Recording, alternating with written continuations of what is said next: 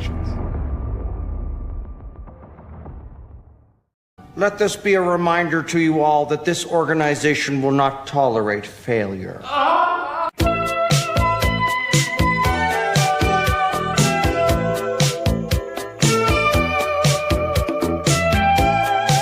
The side of the federal building has been blown off. Jesse? I don't understand it 'cause you won't say yes, but you don't say no. Saying no, we shouldn't. They believe they were part of a CIA project called MK Ultra. I'm giving up on trying to sell you things that you ain't buying. Just like a segment of society that is not living in reality. In a certain sense, we're kind of a little bit more Israel's vassal state. There are police chiefs facilitating prostitution networks. Do you understand? It's all in your head. It's your move.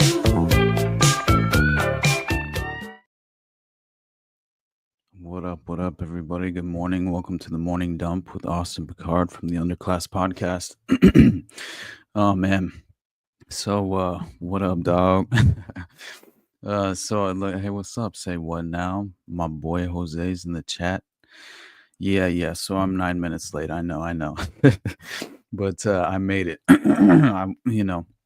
People have to go through their morning routines as well. You know what I'm saying? What's up, Bug Fights?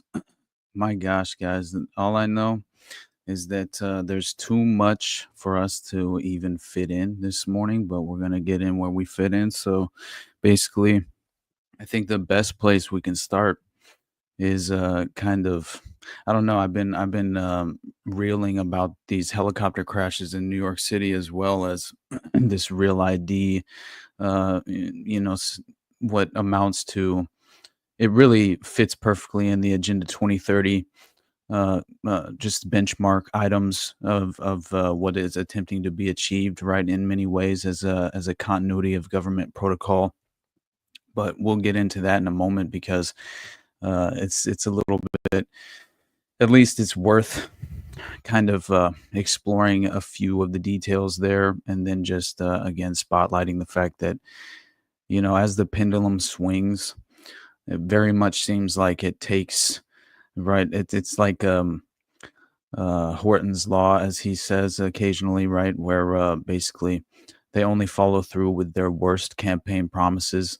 And it really basically takes a Republican to enforce gun control legislation. And it takes, right, like there's just, it's basically the concept of allowable opinion and how it moves consistently into the dystopian future, right? And this nightmarish landscape that they're, again, constructing in real time.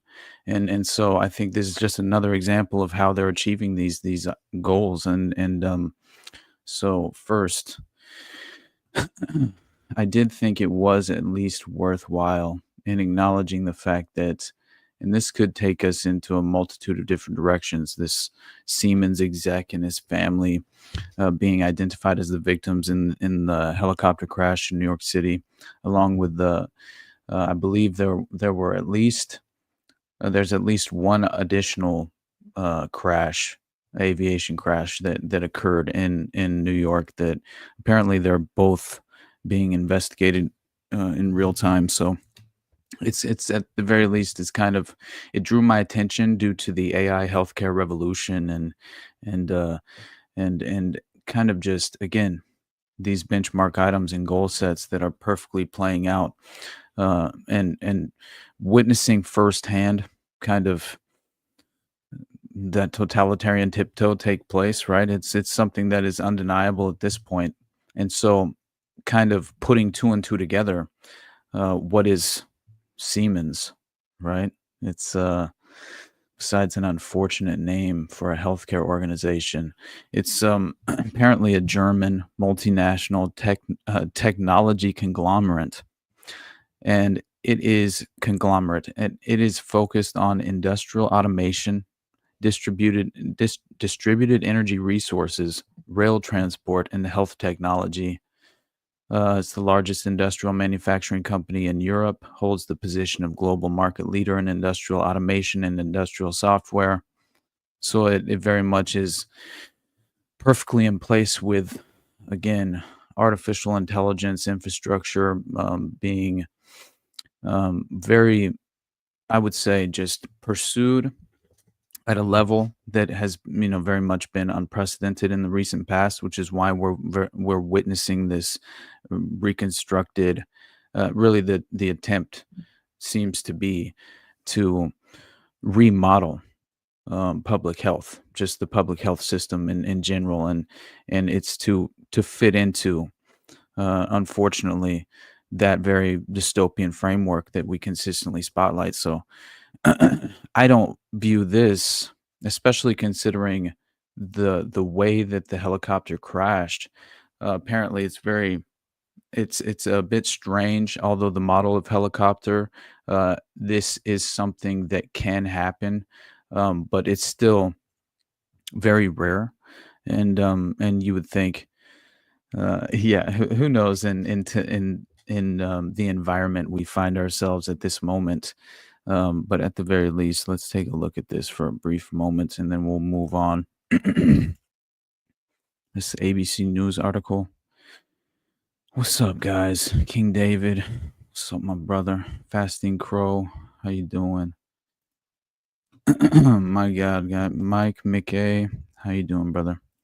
Yeah, so basically, we should watch this brief video for just a moment. Augustine Escobar and his wife, and also their 3 children, I believe, which it's tragic. They're 4, 8, and 10 were identified as victims in the crash.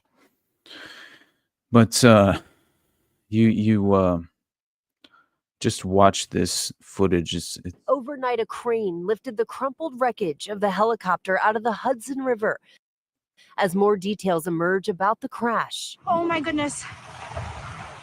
Oh my gosh. The helicopter was taking a family of 5 on a sightseeing tour when it appeared to fall apart. Yes, you just see a helicopter splitting in 2 with the rotor flying off in the sky. It was going so fast and just went straight into the water, and like nothing came up afterwards. It must have just sunk. The chopper was flying for about 15 minutes before breaking up mid-flight, the fuselage plummeting into the water as the rotator blades disconnect, spinning around before splashing down. Experts say the blades likely hit the tail, breaking it apart, sending the fuselage into a free fall. That would then leave the rest of the helicopter to go straight in, and it would probably roll over once it hit the water, and you would see pretty much what you're seeing in the one picture. Augustine Escobar, a top executive with the Spanish branch of the tech company Siemens, and his wife were killed, along with their 3 children, ages 4, 5, and 11. The NTSB and FAA will now try to figure out why the rotator blades separated. The pilot, also killed, has not been identified yet. The chopper was on its 6th flight of the day. Charter company New York Helicopter Tours was operating the flight, the CEO saying his staff is devastated. WABC reports the owner of the helicopter, after the crash, scrubbed its website and social media pages and was not responding to calls. The same tour company was involved in an emergency landing in 2013, but everyone survived. Yesterday's crash is the deadliest in the New York City area since 2018, when a sightseeing chopper crashed into the East River, leaving passengers trapped in their safety harnesses, killing 5 people. Recent crashes and noise complaints have prompted calls to reduce helicopter traffic around Manhattan. Man, I don't know what you guys think about that, but it's the very least, I think, again, the timing of these things, that's what always kind of draws my attention. And considering this, again, this attempted restructuring of the public health system in general, understanding the new AI infrastructure that's being laid and put into place in this very moment with individuals such as a Larry Ellison, right? I mean,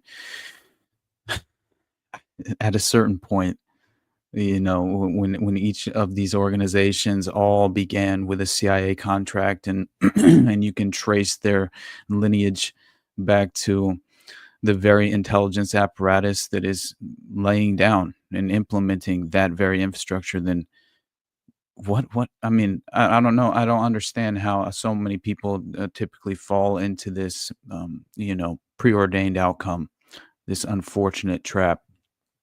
But it makes sense if if you haven't yet quite been exposed, or you haven't yet acknowledged the unfortunate connections that you can draw directly to these individuals, to the special interest groups that are running rampant, and really disrupting all of global society, and putting us on very much an authoritarian path that it's honestly, it really does take just some sort of critical thinking and a skill set in place psychologically to be able to spot these things as they come. So let's pair this seamlessly with this, again, let's say RFK Jr.'s right hand at HHS, Stephanie Spear, who's also pictured with Rabbi Shmuley,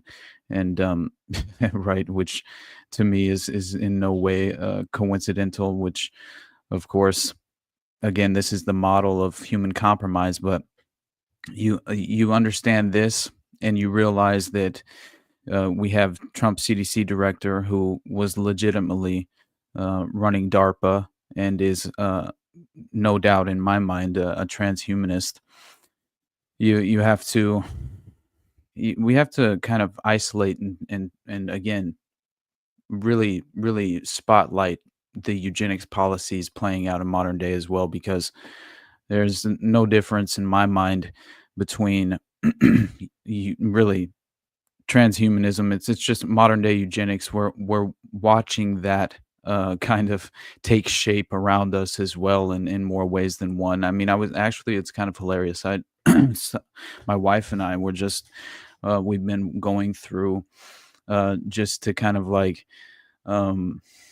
cleanse the palate psychologically, and enter into some sort of mind-numbing stupor. We'll occasionally just watch hilarious like science fiction series, like and films. Like, we just started rewatching all the Predators. Are almost done with that. And yeah, that good old Nephilim agenda, my brother. Absolutely. But yeah, we just got done watching. Basically, the only one left is the newest one, Prey, from the Predator series that we've been watching. But I watched the one last night from 2018. Has like Olivia Munn and like Keegan Michael Key from Key and Peele, and like a bunch of kind of ridiculous actors, but but still, it was hilarious because I got in it's about an hour and 40 minutes, I think, and I got about an hour in, and all of a sudden the big revelation happened, and and they answered the question, right? Olivia Munn, of course, is like it was kind of hilarious how her character was just basically she's a doctor, yet she's somehow an action hero, and she now all of a sudden can, run alongside this black ops intelligence mercenary, and hold her own. It's kind of the funniest narrative of all time, but still, she gets isolated in like a barn, and she's interrogated by this this intelligence official, and it's hilarious because they basically ask the inevitable question: why are the predators coming here, and seeking out our basically the best of the best of our DNA, essentially, and and it turns out that it's because of climate change, guys. And it was just the funniest propaganda twist that I witnessed, honestly, in the plot. But the point being that obviously, when you're what's up, guys? Sloppy Toppy, my brother. Thank you, man. I hope you guys had a good weekend as well. She's a Black Widow. I'm just, dude. Oh man, Jeff Austin, make sure to watch The Boys from Brazil. All right, sounds good, my brother. But yeah, it was very, very entertaining. But again, you know what blew my mind? That they essentially, the plot line was that the main character, that Black Ops mercenary, his son was on the spectrum and was autistic, and he was apparently the next step in the evolutionary chain. This is the way that they were presenting this as like, to me, it felt like, wow, what an interesting redirection for public propaganda and perception in regard to, uh, you know, I don't know, maybe traumatic vaccine injury, or let's say heavy metals that are flowing through our system for all different. Austin, have you seen the old doc, The Net, the Unabomber, the Internet? No, I honestly, I don't think I have. And I did read the Unabomber's manifesto, and it honestly resonated with me for ever since, and seemed like prophetic in more ways than one. But anyway, I did think it was so damn funny on the telepathy tapes. Man, I'll have to look into it a little bit deeper, because before I can really kind of have more of a functional opinion that I'm confident in.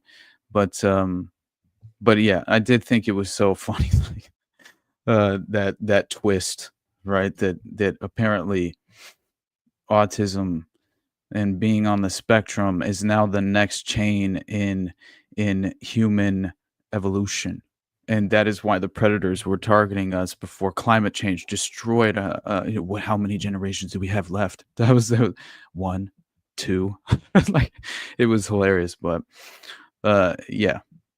That being said, it's unmistakable. And by the way, another perfect example of how Hollywood tends to construct these false narratives to, of course, dangle out into the public perception. So all the naive and vulnerable minds, jump at the opportunity to demonize their neighbors, because isn't that always the case? They pit us against each other.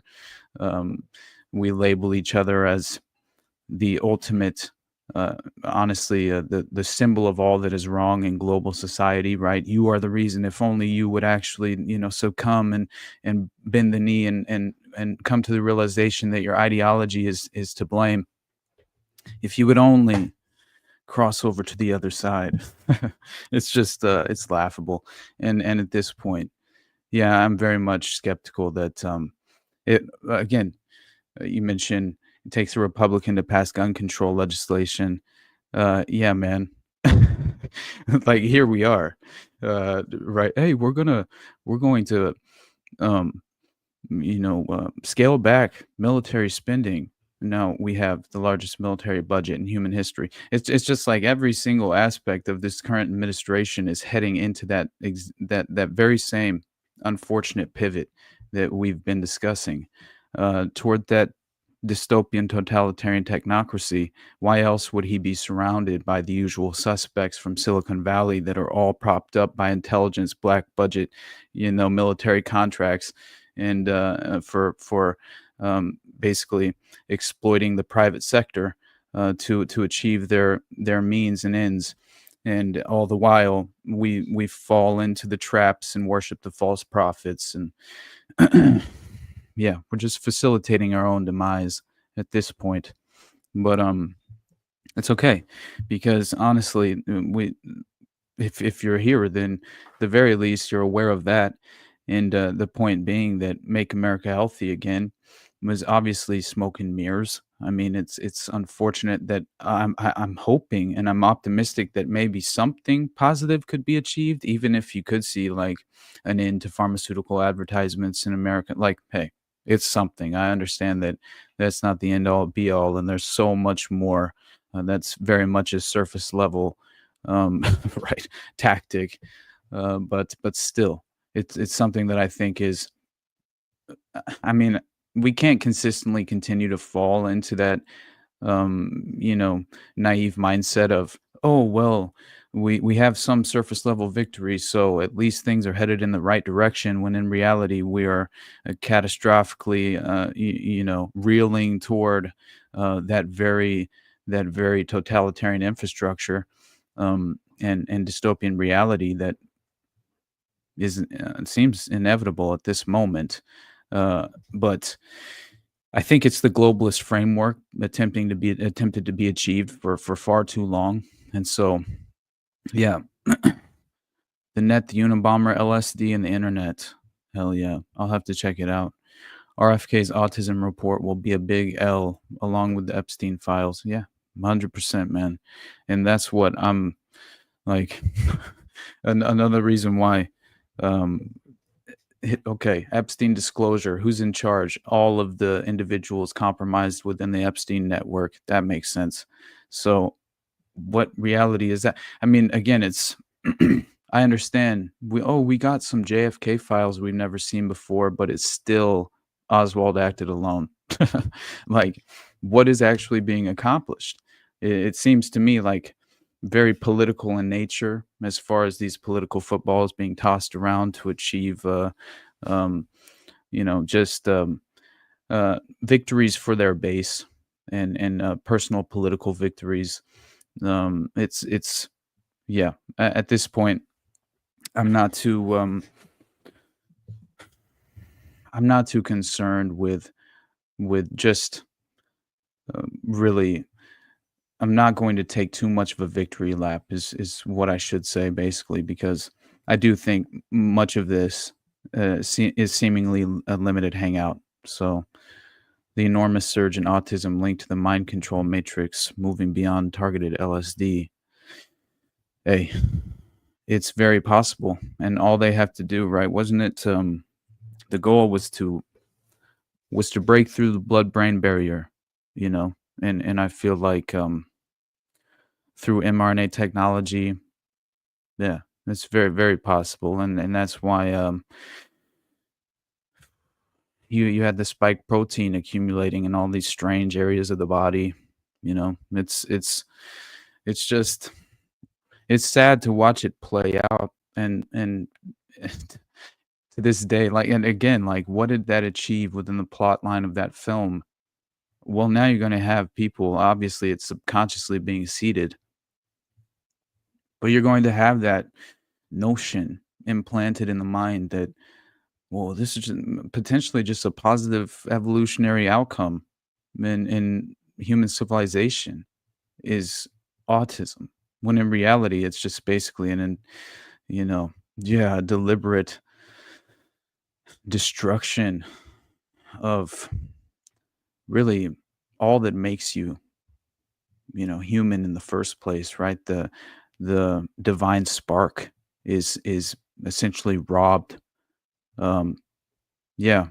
So anyway, I'm just rambling at this point. So we could, at the very least, we can make a couple of additional points with the transhumanist agenda in regard to, you know, this Siemens executive and the AI healthcare revolution falling in, at the very least, extraordinary timing. He's in talks apparently with yeah, it's with big pharma in the U.S. and so it's very strategic in nature, it seems. But let's listen to Trump's CDC director, Susan Menarez, who she basically is entirely in on the AI governance healthcare for which has been allegedly perfected by DARPA.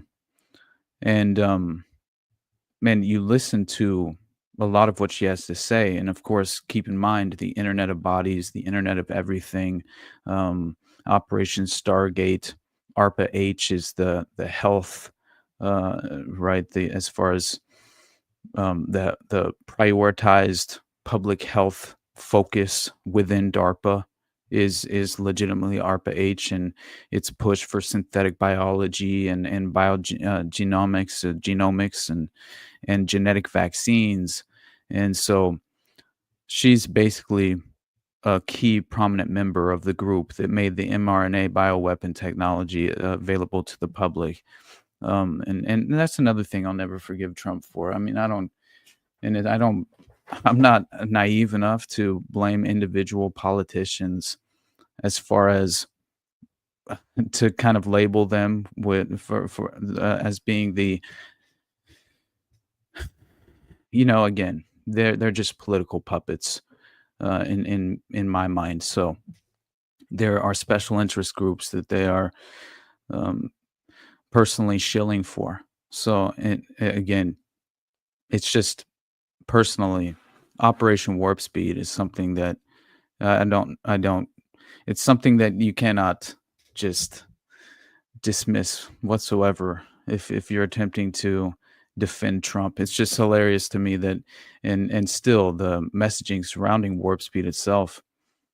Yeah, in no way have they kind of learned from their past mistakes, right? So, because in their minds, they achieved their goals, but again, this is something that we have to remember, because this woman, Trump's CDC director, she is obsessive over these vaccines, and obviously has been pushing the COVID boosters from day one, with artificial intelligence being a prominent part of the healthcare industry moving forward. And so this is the AI healthcare, revolution control agenda, and she is, and has been the deputy director of ARPA-H, based on the obviously DARPA, right, and their again their technological arm of the Pentagon, right, and developmental arm, right, unaliver. Hey man, I didn't say it. Your heart and brain are one organ, in my opinion. Hey, it makes sense. It's all connected. Mind control is cool, but our gut biome controls the brain. So bring on the processed Franken food. Yeah, 100%, Jacob. That is this is why we're, DARPA TV. Anyone? Did you know this existed? It's so hilarious to me. She's on DARPA TV discussing how AI will accelerate better health outcomes through providing vaccines to the public for all of us. But yeah, DARPA TV is a real thing. You pair that with Elon Musk's AI, XAI going through the purchasing of X, translate that into a non-consensual data mining project to fund, an artificially intelligent overlord of some kind, right?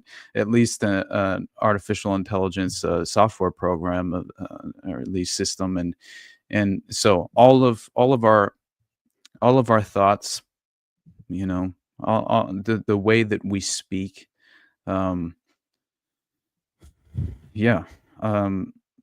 Let's say posting about a death in the family. I mean, how many things are actually educating this system that will one day, I believe, be some sort of, yeah, obviously this is not going to end well ultimately, but no consent has been given, and this is a huge data mining operation that people are just unaware of, seemingly, and not even acknowledging. And again, this is a guy to trace this guy back, man. I mean, what is it? John Haldeman, right? His grandpa. What the fuck, man? I mean, what was it? Technocracy Incorporated. Yeah. And the Social Credit Party with universal basic income in Canada. That was the goal set of Elon Musk's grandfather. So in more ways than one, we're witnessing that very agenda play out in front of us. And so let's listen to this woman, Susan Menarez, and the new CDC director, right? Because this is absolutely ridiculous.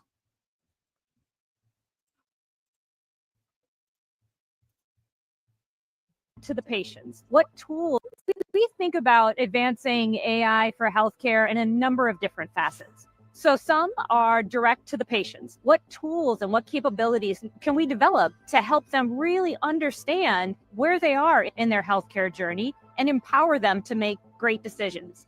We also think about AI from the provider side. So how can we help providers better understand their patients? How can we help providers optimize their time within the health system as they're seeing patients, as they're trying to make complex decisions to create the conditions for improved patient health outcomes? We also think about AI from the defensive side. So we understand that there is a great vulnerability within the health ecosystem.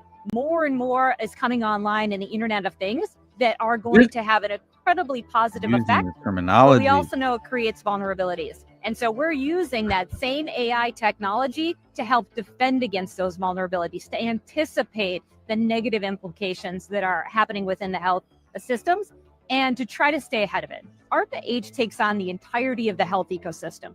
It's not just ARPA-H. biomedical research. It's not just resilient systems. It's not just investing in the tech of the future. It is all of those. And what we do is we actually go out and we seek these incredible innovators. We call them our program managers. And they come to us and they say, here are the big problems that we're seeing in the health ecosystem space. We will fund anything across the health ecosystem so long as it helps further our mission, which is to improve health outcomes for everyone. So the AI cyber challenge fits so well within the mission of ARPA-H, and that we are funding traditional type programs, which are big and bold and ambitious. We also fund these challenges where we know that there is a large problem within the health ecosystem, and we need to have the most innovative solutions come to the table, to come in and look at that problem set in an entirely different way. And we have said, here are what we understand are those problems. And we've given them the access to so much of the capability that we see here at DEF CON. And we say, we aren't going to tell you what the solution is. You tell us how you would solve that problem. And we incentivize it through this challenge structure. The incredible benefit that ARPA-H is going to get from launching this type of a challenge is that we are going to see a diversity of solutions that come out from all of these challenge competitors, where they don't look at the problem the same way. They each come with their own perspective and they say, here's how I would solve this problem. Here's the vulnerability that I'm finding. And we will be the beneficiaries. And ultimately, the whole health ecosystem will be the beneficiaries of what they're developing. So through this first year where we're getting to the semifinals, and then through the next year, we're actually getting to those finalists. We're already seeing some incredible work that's coming out of these competitors, and we're leveraging it to help solve some of these big problems. Coming into the AICC city is, I think, so well choreographed to understand the vulnerabilities that exist across the health ecosystem. So whether it is a clinical care site, an emergency room, provider back office, all of that is collectively now represented in AICC. So the cleverness of who came together to think about what needs to be present to create a health ecosystem to drive the competition so that AI Cyber Challenge really is well represented by what we see in the infrastructure of this village is incredibly well formulated. It is so thoughtful. It should allow anyone who is wondering, what does it look like in a healthcare ecosystem, to understand the vulnerabilities that are present in a way that maybe they've never even been able to think about. They've never experienced, they've never understood. Where do those vulnerabilities come from? How do you identify them? How do you bend against them? That is all represented here in the AICC village. But this space is moving so fast that we're also hoping that it illuminates something that can help us anticipate what is the threat space of tomorrow, or 2 years from now, or 5 years from now. And so as we build the capabilities over the next year of AICC, it was going to help lead us to what are we doing in our program portfolio in 2027 or 2029 or 2035, because it is going to continue to evolve. And this is the place where we really think that we can drive technical understanding of how this is evolving. And what do we need to do now to shape the future to be able to continue to have safe operations within our health systems? One of the other great benefits of having ARPA-H here and really being at the forefront of this technology as part of our core principles as an agency, we really want to make sure that the capabilities being developed are democratized in such a way is that they will benefit not just the large health systems, those that have revenue margins where they can bring on the greatest technologies to be able to create a safe and secure environment, but also those who operate on a very low margin. So those in the rural environment, critical access hospitals, FQHCs, all of which have the same sets of vulnerabilities. Now, when we create these capabilities, our goal is to make sure that they are accessible and they are affordable and implementable so that we create a safer space across the health ecosystem. We also want to make sure that we are recruiting program managers that come in with the same level of energy and its excitement to really identify critical problems that they see within the health ecosystem that they want to help be part of the solution. And when they come to ARPA-H, we give them the capabilities to drive forward in significant ways to be able to address those problems.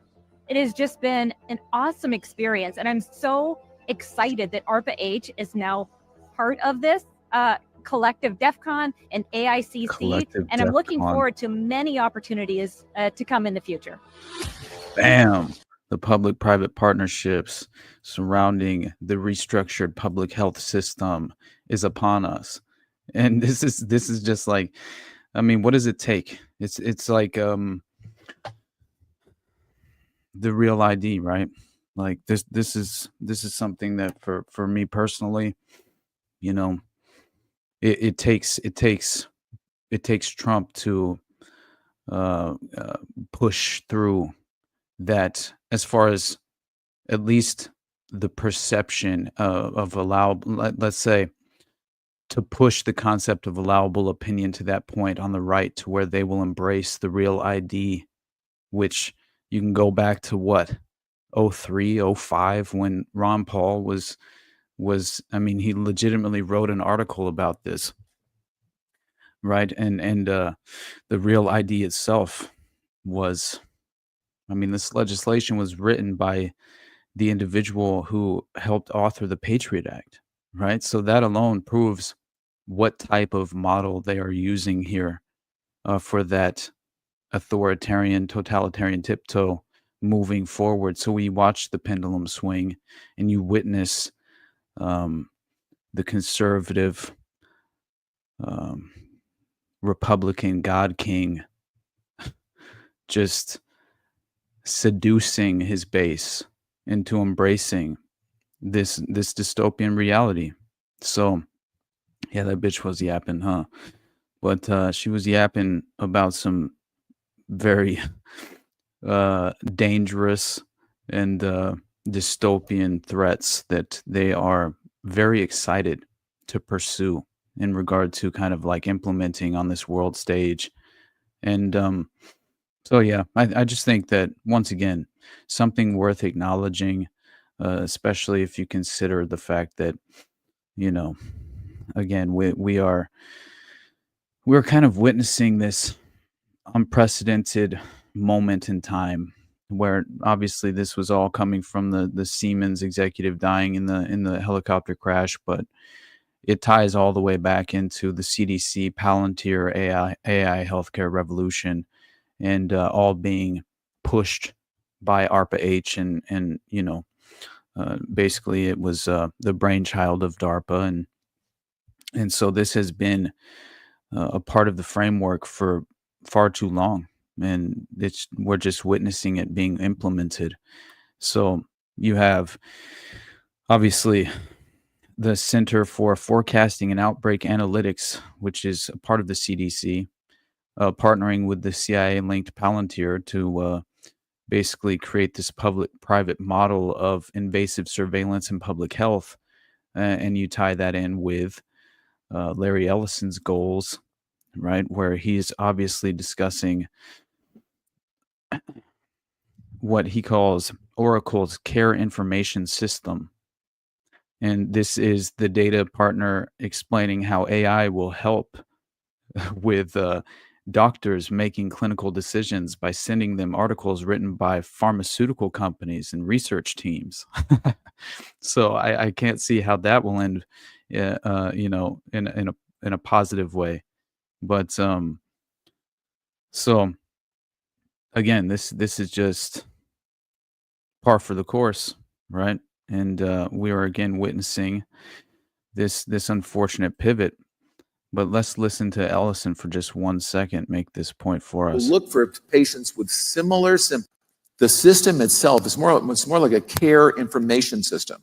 So if you're looking for, it will look for patients with similar symptoms and similar backgrounds, whether it's genomics, similar genomic signature, similar phenotype, all of this stuff, and it will search all the literature and all the electronic health records and inform that doctor that other doctors have had success treating similar patients in the following way. So it's very close to giving care advice, which we don't do, but it will provide information to doctors. They can see that there was a supporting article in the New England Journal, a Pfizer article that came out, or a Novo Nordisk article about Ozempic, about what you're prescribing. It's helping you make clinical decisions with the latest information. All right, so that's Larry Ellison, of course, who that obviously ties directly into something I intended to discuss a while ago at this point. But it is very interesting to kind of realize what role Larry Ellison is seemingly being set up to fulfill in as he's, of course, surrounding the current administration in many ways. But there was a New York Times article that dropped and was published not too long ago, like within a week or so. But I took screenshots of it just in case it paywalled. But we can briefly talk about this and then pivot to Real ID, and then actually discuss a little bit of the Trump assassination plot that was allegedly foiled, that ties in obviously O9A and a satanic cult, but far more than that. I was unaware of MKU and MKY and these various offshoots in the Ukraine and the Maniac murder cult, which has some very interesting beliefs and philosophy. It's to say the least. When I looked into it, it's even more interesting because they apparently have been labeled a terrorist organization in Russia as far back as 2021, I believe, and that you had like over 100 arrests at one point when that occurred, and anyway, we'll get into it. It's very interesting because it seems like obviously there were chapters and offshoots of MKY and MKU in the U.S. who were allegedly causing chaos and attempting to essentially poison Jewish children at one point. It's very interesting. We'll get into it. But so first of all, though, Trump could make Larry Ellison the next media mogul. And this is how. The co-founder of Oracle and friend of President Trump, who was a flamboyant fixture in the 1990s, has returned to the spotlight through, of all things, TikTok. For decades, Larry Ellison reveled in being the Silicon Valley executive who really knew how to have a good time. He spent as much as $200 million building a Japanese-inspired imperial villa near Palo Alto, California, bought the 6th largest Hawaiian island, and dated and married and divorced with never-ending zeal. Few paid much attention to exactly what his database company Oracle did. Sometimes, neither did Mr. Ellison. He did not show up for his keynote talk at Oracle's annual convention in San Francisco in 2013 because he was on his yacht, trying to win the America's Cup, which he did. A biography about him was titled, "The Difference Between God and Larry Ellison. God Doesn't Think He's Larry Ellison." With a fortune of $175 billion, there is not much left for Mr. Ellison to buy that would seriously dent his wallet. He broke a Florida record in 2022 when he purchased the 22-acre estate near Palm Beach, but at $173 million, the price was 1/10 of 1% of his wealth. He invested $1 billion in Elon Musk's takeover of Twitter that same year because he said at the time, it would be lots of fun. Now 80 years old and married for the fifth or possibly the sixth time, Mr. Ellison is expanding his ambitions beyond having fun and surrounding himself with beautiful things. Following a path laid down by his friend Mr. Musk, who has at least 6 companies that feed off of one another. Mr. Ellison also appears to be planning to grow his corporate empire. Oracle keeps emerging as a possible bidder for TikTok, the wildly popular video app that Congress has decreed needs to divest itself of its ownership by the Chinese internet company ByteDance or be banned in the United States. On Wednesday, President Trump met with the top White House officials to discuss a new ownership structure for the app. The deadline for a deal is Saturday, though TikTok deadlines have come and gone before. Oracle almost became a minority owner of TikTok's U.S. operations in 2020, along with Walmart, when concerns about the app's data security ran rampant.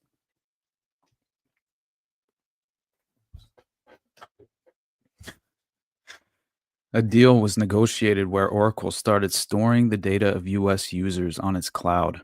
Oracle would also own 12.5% of a new company, TikTok Global. The latter part, like many TikTok deals, never happened. 5 years later, a lot has changed, starting with this: the tech moguls have been unleashed. Mr. Musk, backed by President Trump, has obliterated the lines between public and private. He is blowing up government agencies and using his vast wealth to try to sway elections. Mr. Ellison, who may be closer to Mr. Trump than any mogul this side of Mr. Musk, appears to want nothing less than to bring the country under the benevolent sway of artificial intelligence, which he has said will bring about an era of bounty and harmony. Yeah, through a Minority Report sort of structured system of pre-crime through algorithmic generated and AI generated algorithm, one company, even if it is as successful as Oracle, might not help him get close to this goal. Several, though, might. Mr. Ellison is putting up most of the $8 billion bid by his son, David, to buy Paramount, owner of the fabled Hollywood studio, as well as CBS, MTV, and other properties that generate news and content. So there we go. Modern Mockingbird, continuing on, just in really in plain sight. So the deal still needs regulatory approval. TikTok, meanwhile, is all about producing content. It has a monthly active user base of 1.5 billion, about a tenth of them in the United States. And then there's the wild card factor: Mr. Ellison's proximity to President Trump. In January, Mr. Ellison was prominently featured at the White House for the announcement of a project called Stargate, which will build data centers for artificial intelligence. President Trump was asked if Mr. Musk might buy TikTok, and he volunteered that, "I'd like Larry to buy it too."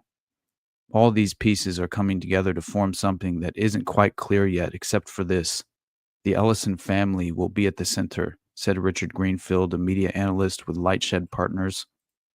The White House, TikTok, Mr. Ellison, and Oracle declined to comment or did not respond to requests for comment. Mr. Ellison, in any case, is looking down the road. "The only way I know to make myself feel better is to make the world better," he told Vanity Fair in '97, adding, "Don't mistake that for altruism. It's egotism. Call it enlightened egotism." Mr. Ellison has recently been trying to make the world better by pushing for a surveillance society. There would be cameras everywhere, with every movement analyzed by AI. All right. That is exactly what we've talked about in the past, obviously, with Peter Thiel's Carbine 911, the Israeli intelligence-linked company funded by Thiel, which, of course, is all about dystopian pre-crime. And, you tie that in. This is techno-fascism, man. That's what this is, right? Total information awareness in modern day.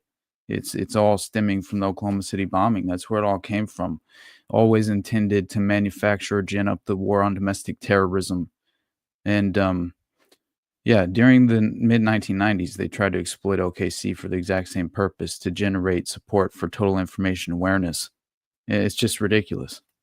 So I don't understand why it's so difficult to recognize the fact that sustainable development goals are continuity of government protocols, and these big tech oligarchs are manufactured false prophets, man. I mean, they've designed a perfect strategy, and unfortunately,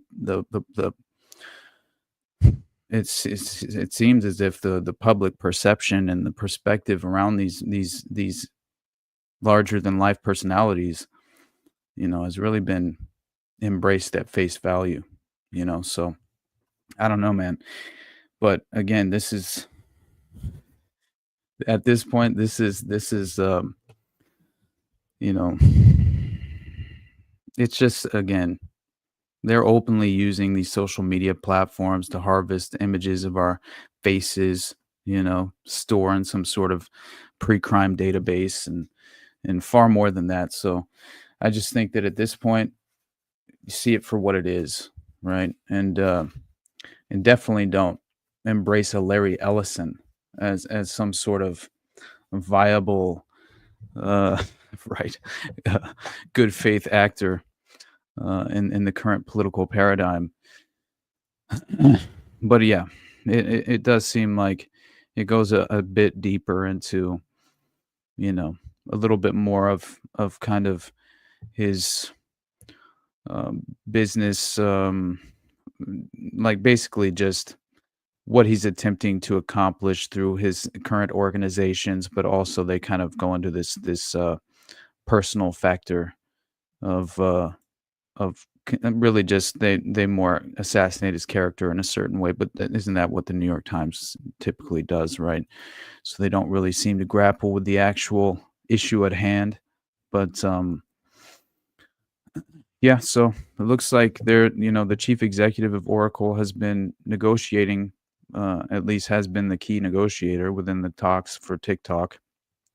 And so we'll see if Oracle strikes some sort of deal. And I mean, obviously,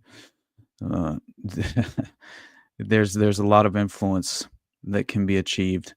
But yeah, beyond that, I mean, just understanding who Larry Ellison is, and obviously realizing Oracle's role in the rise of this authoritarian state, at least the infrastructure being placed at this moment.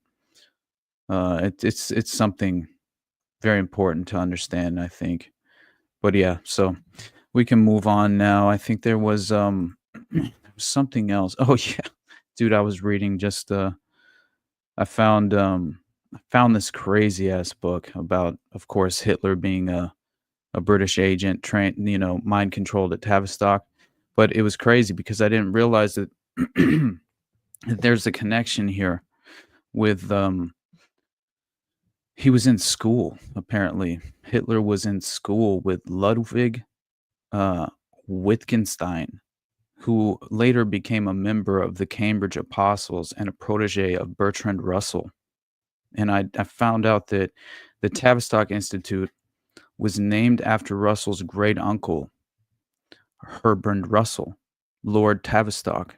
It was to Herbrand's son, Hastings Russell, that Tool Society member Rudolf Hess flew to, allegedly, during World War II. Which when he put on the, this like he had all these runes, these ancient runes on this crazy like wizard's cloak, basically. Very strange, but that's the story. And so basically, Greg Hallett, the author, he makes the claim that Hitler underwent the mind control training with Tavistock Institute in 1912 to 1913. And I had realized that obviously there was a group in Vienna at the time, that included Leon Trotsky.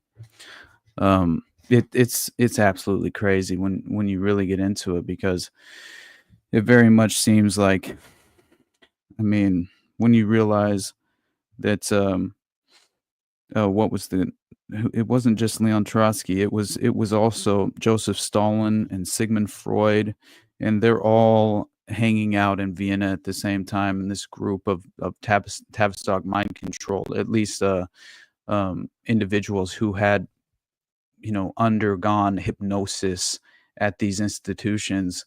And so, yeah, when you have at the end of World War One, Hitler being treated at Pasewalk, right, for the hysterical blindness after the mustard gas attack, which was very interesting and created this internal voice from another world, right, which told him that he would need to restore his sight so that he could lead Germany back to glory.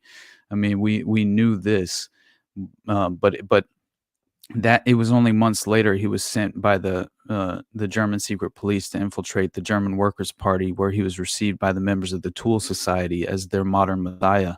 So yeah, I don't know, man. Like once you get into the details of this and you actually see him at school with these other children that were undoubtedly trained in mind control at the British military PSYOP war school at Tavistock in Devon and in Ireland.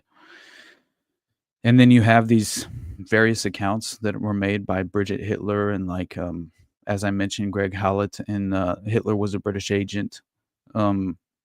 It's very much worthwhile in acknowledging. So, but it blew me away that there was these additional names within the group in Vienna there. That were all hanging out at the same time in 1912. And yeah, involving Trotsky, Stalin, and Sigmund Freud, which how on earth would we really be shocked at this point? It seems like at all times, truth actually is far stranger than fiction, man. So the pineal gland is under attack. Absolutely. Oh, man. But anyway, that brief aside, because I was going off on some I basically dove down a rabbit hole again, just going back over some of the details that were provided about Hitler's time at Tavistock, and it was kind of boggling my mind all over again. But anyway, so beyond the AI healthcare revolution, and considering, obviously, this 15-minute smart city infrastructure that's very well, seemingly being very well established, and coming really off the heels of a lot of these wildfires that obviously seem to pave the way for a lot of this infrastructure to really be put into place. You also have to realize that if you recall, well, basically there's a very interesting report that was explaining how essentially the public fire services are really in this. They find themselves in this unprecedented moment in time where basically this is a threat that has been these electric vehicle batteries, right? And apparently these lithium ion batteries have really caused a lot of issues when it boils down to public fire services being able to deal and combat and react to these tragic fires that consistently occur. And so that at the very least, I thought was interesting, because you had these smart meters in California when the LA fires happened, which, man, essentially there's something called a thermal runaway, where they go from 140 to 6,000 degrees in just a few seconds.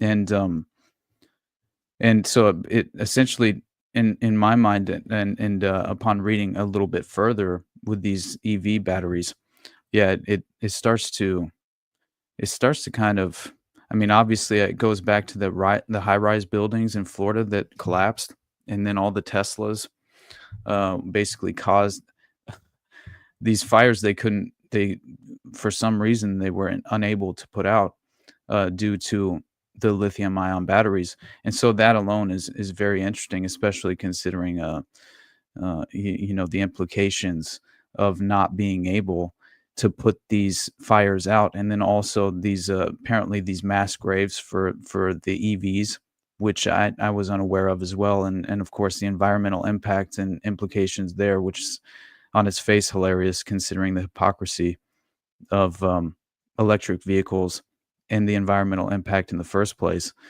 But yeah, I figured I would just briefly mention that before we got into some of the core of what I wanted to discuss more than really anything today.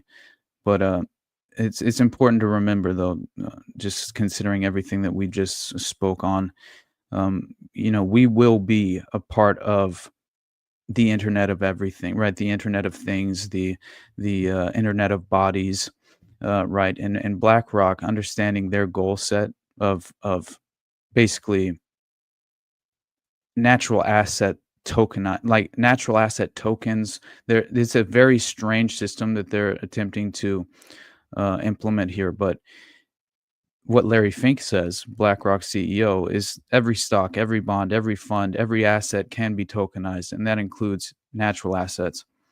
And so we'll have to pursue that a little bit further in detail at some point in the future. And also another thing I would like to discuss is Brock Pierce and his strange connections to the Epstein network, and also how much he's a prominent figure within kind of of course he's providing this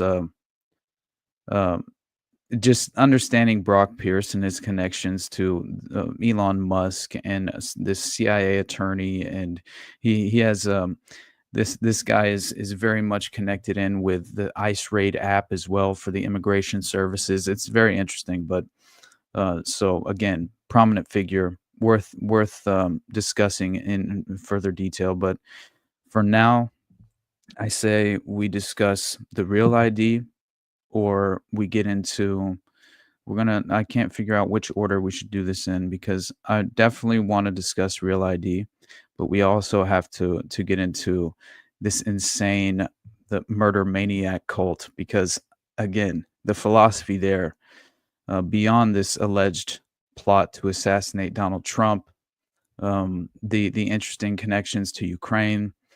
Yeah, again, it fits a pattern that we unfortunately have witnessed far too often. But what I found most interesting was their philosophy. So we'll definitely have to get into that. And by the way, a brief mention on foreign policy grounds. At least you did allegedly have the U.S. and Iran holding negotiations that were considered to be constructive, and apparently, according to Dave DeCamp, they appeared to go very well, and at least the first round.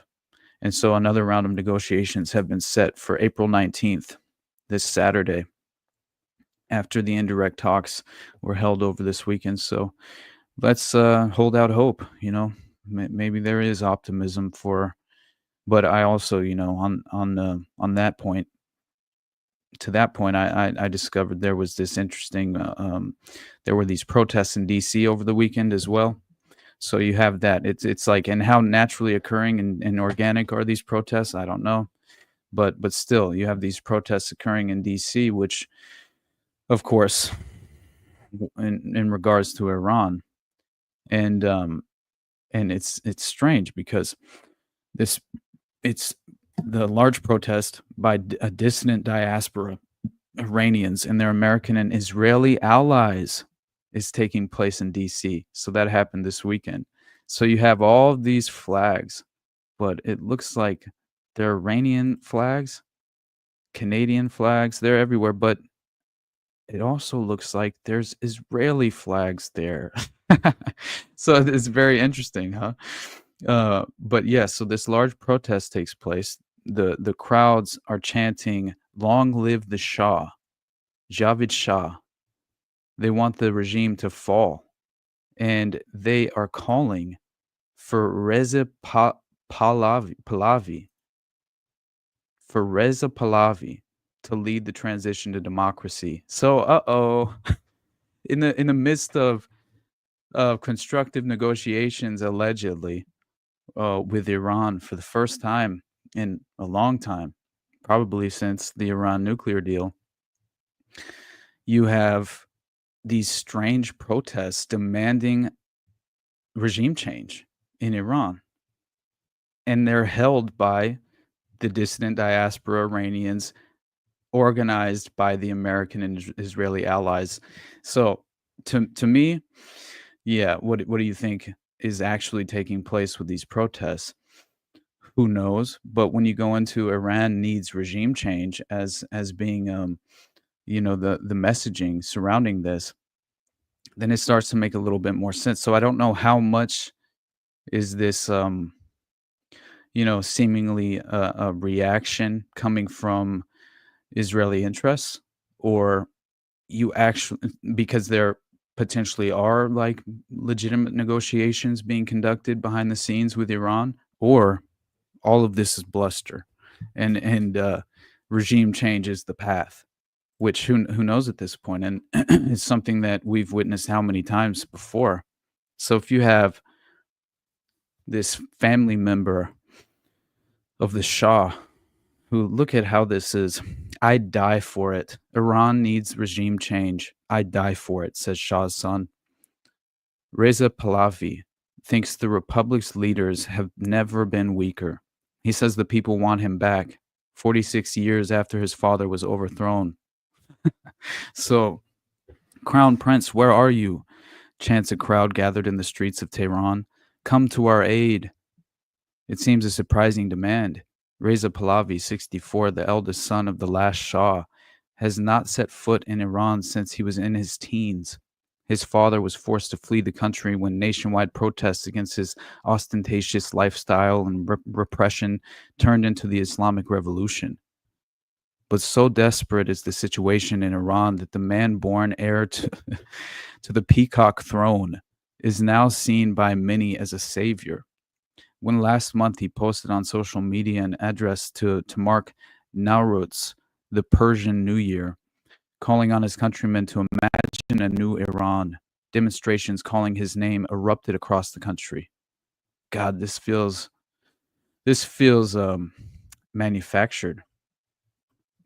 The United States held talks with Iran in Oman on Saturday, but Pahlavi argues that rather than trying to reform the regime, now is the time to topple it.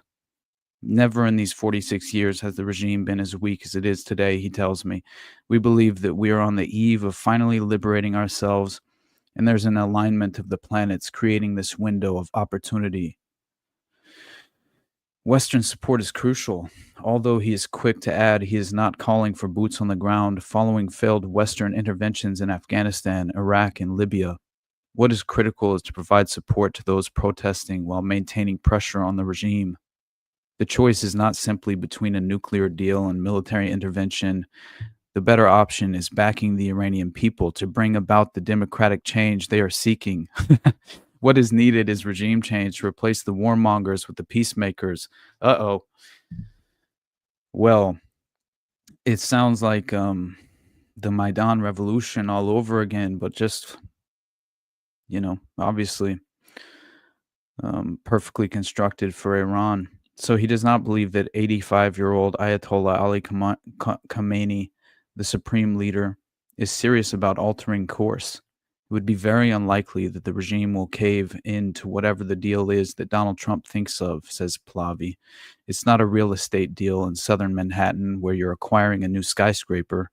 Instead, the desperate and divided Iranian leadership will use these nuclear negotiations to delay and buy time for its own survival. This regime has proven it cannot and will not fundamentally change its behavior.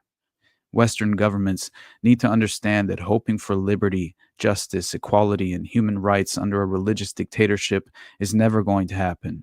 4 decades should be enough time for them to realize that you cannot solve the problem diplomatically. President Trump has warned that if Tehran refuses a deal, there will be bombing the likes of which they have never seen before. The U.S. has already moved 6 B-2 bombers, almost a third of its stealth bomber fleet, onto its naval base on Diego Garcia in the Indian Ocean. Although Pahlavi agrees with what Trump in his first term called maximum pressure when he imposed sanctions and assassinated Qasem Soleimani, the powerful commander of the Islamic Revolutionary Guard Corps, he argues this should be accompanied by maximum support for anti-regime protests. Iran's so-called axis of resistance, a network of proxies in the Middle East, is in tatters after the fall of Iran's regional ally Bashar al-Assad in Syria in an Israeli onslaught that has greatly weakened Hezbollah and Hamas. Israel also claims to have destroyed much of Iran's air defenses in strikes in October. The Houthis are still active in Yemen, but the Trump administration has been carrying out waves of bombings on their strongholds. At home, okay, yeah, we get the point. So basically, man, it's essentially, it's very possible. I would say it's a potential reality that regime change is it's the backup option at the very least, if not the priority. And these negotiations are in bad faith. I mean, it seems that way, especially if you consider obviously what's been happening with Ukraine, because man, you have Europe pledging $23 billion in additional military support for Ukraine, which keeps the boondoggle actively right, and more than that, it's worse than that, because obviously there's these negotiations playing out between Russia and Ukraine, but meanwhile they're accusing each other of these truce violations, right, and these continued attacks. So yeah, I know. Man, I have not covered Montauk Project, but I'll definitely have to. It's I have it on the short list of things that I want to bring up at a certain point, just due to the fact of the extraordinary allegations, obviously. But it very much seems like it's in the vein of monarch mind control to some extent as well.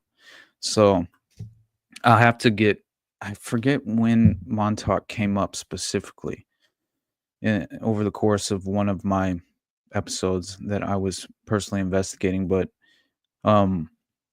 yeah, it's just still I'll have to definitely pursue that at a deeper level, because I've always been interested in what was actually happening there. Stranger Things, of course, is a hilarious rendition of it. Hey man, at least it raises awareness to the reality of the fact that Montauk was a real thing. But anyway, so the point being here is that you have these, and this is Kyle Anzalone. He actually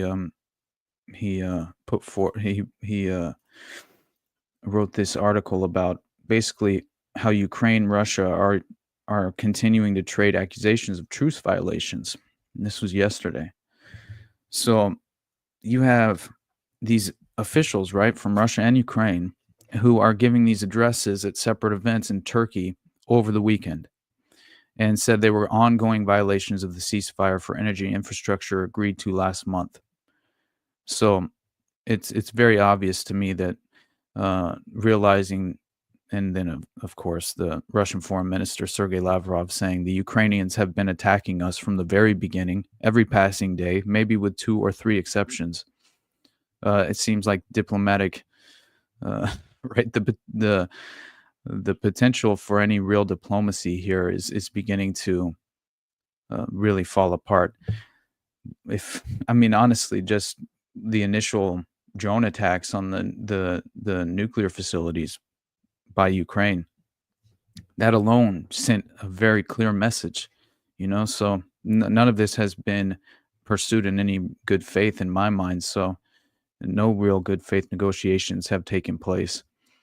But last month, following U.S. mediated talks in Saudi Arabia, Russia and Ukraine agreed to this 30-day pause and on attacking energy infrastructure specifically, and to restart the Black Sea Initiative, which allows for commercial shipping in the Black Sea. Following Lavrov's remark, Ukrainian Foreign Minister Andriy Sybiha argued Moscow does not want a peace deal, as Russia has fired almost 70 missiles, over 2,200 exploding drones, and over 6,000 guided aerial bombs at Ukraine, mostly at civilians. On Sunday, Russian missiles struck Sumy University, killing 31. While the reported target was a military ceremony, children and other civilians were also killed by the strike. At least one missile did not hit the military ceremony, landing on the street. Though U.S. diplomacy with Moscow and Kiev has seen little progress toward ending the conflict, the Kremlin says bilateral talks with U.S. officials are moving in a positive direction. After American and Russian diplomats met in Turkey last week, Kremlin spokesperson Dmitry Peskov told television host Pavel Zarubin that in fact everything is moving ahead very well. He added, resurrecting relations basically from scratch is a very complicated thing to do. It requires very intense diplomatic and other efforts. The whole path consists of small steps to recreate an atmosphere of at least minimal mutual trust to strengthen this mutual trust, Peskov said. This is what is being done now by the special services.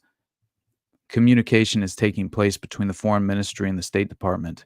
However, President Donald Trump has demanded the Kremlin accelerate the pace of diplomacy.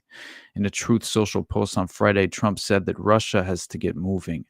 Too many people are dying, thousands a week, in a terrible and senseless war. Yeah, that sounds great. That sounds great until, you know, in the course of the negotiations, absolutely nothing is as far as there's no real, you know, what the term being, as far as you would have to bring something to the table that would incentivize Russia, right? That and obviously prove out the fact that you are operating in some good faith negotiations. So, but yeah, obviously the goal here is to, you know, keep the boondoggle going, and right, war is a racket, so they're going to exploit this as long as they possibly can. But so on that point, we can pivot and really discuss a little bit of this real ID, and then get into some of the philosophy of the satanic cult, which also very interesting video I watched of this Nikita Kasap, the 17-year-old kid that murdered his parents.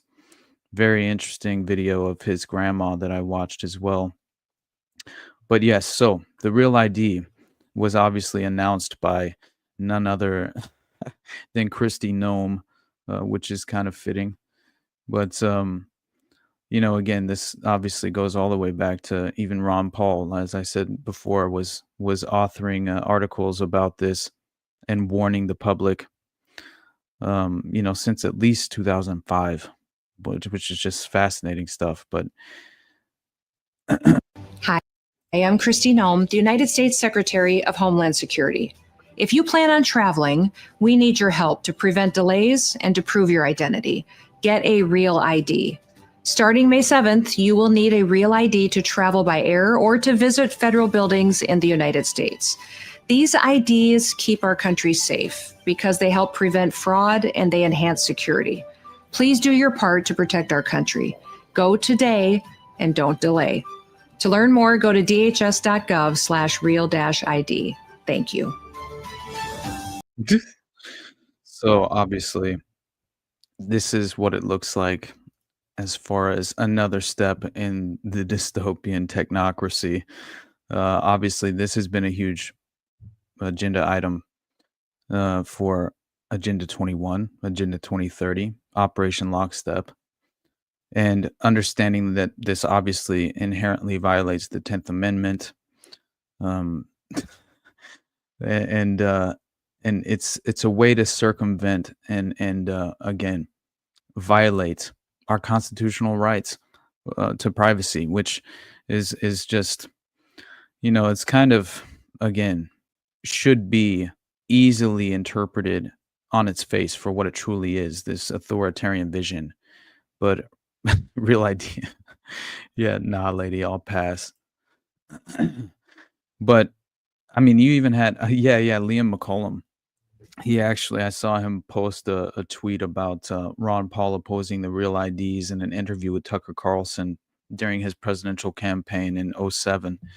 And it's just perfect because, again, it shows, one, that Ron Paul is probably the only politician, one of the only politicians that you can kind of idolize in that way, you know, without any real unfortunate consequences And then, of course, you have Thomas Massey, who is going out of his way to kind of spotlight the reality here, and also mention the fact that the Patriot Act, the same author as the Patriot Act, James Sensenbrenner, was actually the individual who wrote the Real ID Act, which is absolutely hilarious. So once again, you're witnessing just like I said, another benchmark being achieved. And so let's see what our boy Ron was saying back in 07, warning us. Rudy Giuliani had a line last night that I'm not sure many people noticed, but it had to do with a national ID card. It was within the context of a debate about immigration. And he said we need a tamper-proof ID card and a database that figures out who they are, immigrants, why they're here, and whether or not they're legal. That's a national ID card. Are you for that? Absolutely not. I voted against the Real ID. I think the Real ID is the national ID card. It's essentially going to be introducing the notion that we will be carrying our papers. You can't do that, gather that much information in an ID card for illegal aliens or Hispanics and not include everybody. It just doesn't make any sense. So the age of carrying our papers and national IDs, it's here. And I am, concerned about that. It's all done in the name of safety. Everybody's frightened to death. And if you don't sacrifice your liberties, you can't be safe. And yet the dangers exist, but they're not quite bad enough. And they never should be bad enough to sacrifice liberty. There's no reason to sacrifice liberty in thinking that you're going to be safer. So just sum it up for me in 3 sentences. If you get in an argument with someone about the national ID card, the response you're likely to get is, well, gee, the credit card companies have a lot of information on you and you don't feel like your liberty is being abridged because of that. Why is a national ID card a threat to liberty? Well, one is private and one is government. I don't want the government snooping on me. I would give my fingerprint to Continental Airlines, the airlines I fly, in order to get through the line and to be assured that I'm a safe passenger. But I don't want to do it with the government. The government is there to protect privacy, not to invade our privacy. Now our government, it does more to protect their secrecy, and they violate our privacy. So there's a big difference between a credit card company. If they violate our privacy, then you can use the government to enforce laws because they promise me to keep my privacy confidential. So there's a big difference. It's sort of like the government shouldn't have your medical records, but I, as a physician, can have access to your medical records, but I better not violate that confidence. Amen. Yeah, I hope you can come on regularly just for a tutorial on what it means to be free. Dr. Paul, I really... Man. Ron Paul's a diamond. He was a diamond in the rough, man. Thank God for Ron Paul. But I also, again, obviously, this is digital enslavement, right? The Real ID, we should effectively boycott this, in every way possible. It's an internal federal passport system, and it truly does mirror that of the Soviet Union and North Korea as well. So it's just it provides, man, this is a federal database searchable by the government, which is already overwhelmingly surveilling us. So we really don't need any additional authoritarianism in my mind in this current structure, but there's an alternate universe where he won the presidency. What could have been? SMH. Yeah. What could have been? What if? Right. And, but yeah, so this is, even in 2005, when George W. Bush signed this into law, it was authored by, as I mentioned, the same author of the Patriot Act, James Sensenbrenner, Republican from Wisconsin. And as Thomas Massey calls this accurately, opposing the program, it is a tool to control Americans. And it's going to take Trump to enforce the Real ID, which is it makes the exact point, that we've kind of focused on a little bit today, is just that it really does That is the two-party delusion, where we are effectively pursuing an identical agenda on the very same path, where we will end up in the really this preordained consequence that has been very much uh, exposed at this point. So yeah, oh yeah, the Real ID gets you 10% off at Starbucks. That's hilarious. Hey man, just give them give them an incentive. Tell them they'll get a free Krispy Kreme donut if they go get the COVID vaccine, and they'll fall into place and get into line. And but with that being said, it's obviously by May 7th is the deadline, apparently. And yeah, tracking everything you buy, exactly. Tracking the consumer. Get a free booster with every Real ID. Yeah. I know. So Reuters, they basically kind of helped just they helped really initially report on this just becoming more of a reality as far as on May 7th, TSA will no longer accept state-issued identifications that are not Real ID compliant. So if you would like to fly domestically within the U.S., then yes, you are now going to have to be complicit within this federal database system and this newfound infrastructure within the dystopian paradigm. So it's another cog, another benchmark. And Congress in 2005 approved, obviously, the new stricter federal standards for issuing identification cards, but enforcement has been pushed back repeatedly by multiple administrations until Donald Trump. So TSA said Friday that next month passengers 18 or older without passports or the enhanced ID can expect to face delays, additional screening, and the possibility of not being permitted into the security checkpoint. And by the way, yeah, the passport counts as a Real ID. So you have no choice if you want to leave the country. This is the globalist framework. TSA said 81% of travelers at checkpoints are currently presenting an acceptable identification, including a state-issued Real ID, and the agency added that it will continue with additional screening measures for those without a Real ID until it is no longer considered a security vulnerability. It is still unclear how vigorously the TSA will enforce the new rules. U.S. airlines are already worried about weaker demand given international tariff tensions and economic concerns. Homeland Security Secretary Kristi Noem noted that people also need those IDs to visit a federal building starting May 7th. TSA in December 2022 pushed back the Real ID enforcement deadline until May 2025. So, even Biden, huh? Interesting. I think that, again, understanding what this truly is, right, which, man, enforcing digital identity, this is basically SDG, right? Sustainable Development Goal. This was Sustainable Development Goal 16, essentially, and that was to create this centrality of digital ID, and it's a global governance agenda item, and that is really truly the structure of this in nature, how it's going to be realized. Right. And so, the Newsmax article that Thomas Massey linked to, it basically just kind of highlights a lot of the backlash and the reaction.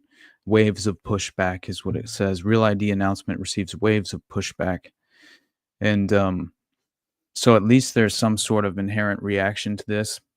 And people who are aware are not falling for the reality that this obviously is an extension of the Patriot Act in many ways. So it is unconstitutional.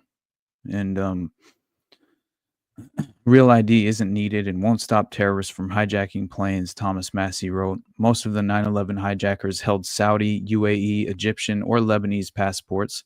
Real ID is a national standard and database of IDs that is primarily a tool for control of Americans. Trump shouldn't enforce it. Exactly. So, man, it's the law, Public Law 109-13, the Real ID Act '05 is not a terribly long law, but it does have hundreds of pages that were published as part of the rulemaking process, and apparently has many tentacles that are each very egregious in the terms of the unconstitutionality of this. So, yeah, it looks like in '08, there was an analysis of digital IDs published by the Electronic Privacy Information Center, quoted former DHS Secretary Michael Chertoff. Whoa, that's crazy. That's crazy because Michael Chertoff was, completely involved in the 9/11 cover-up, and then also was very much involved in the TSA screeners, right? And that was he personally benefited financially from that. His private organization actually was selling a lot of those TSA screeners for the airports, and then also he was tied directly in with, I believe that was a part of the 4chan post leading up to the Vegas shooting, which mentioned Michael Chertoff. Of course, I think he was a Clinton appointee, but he's very much a part of the Clinton administration and that group.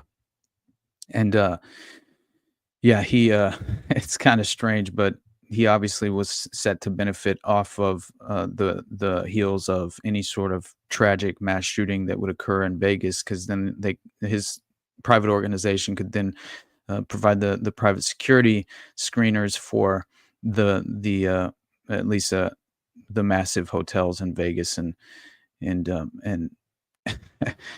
casinos. So there you go, right? It's another special interest group kind of benefiting solely off of this.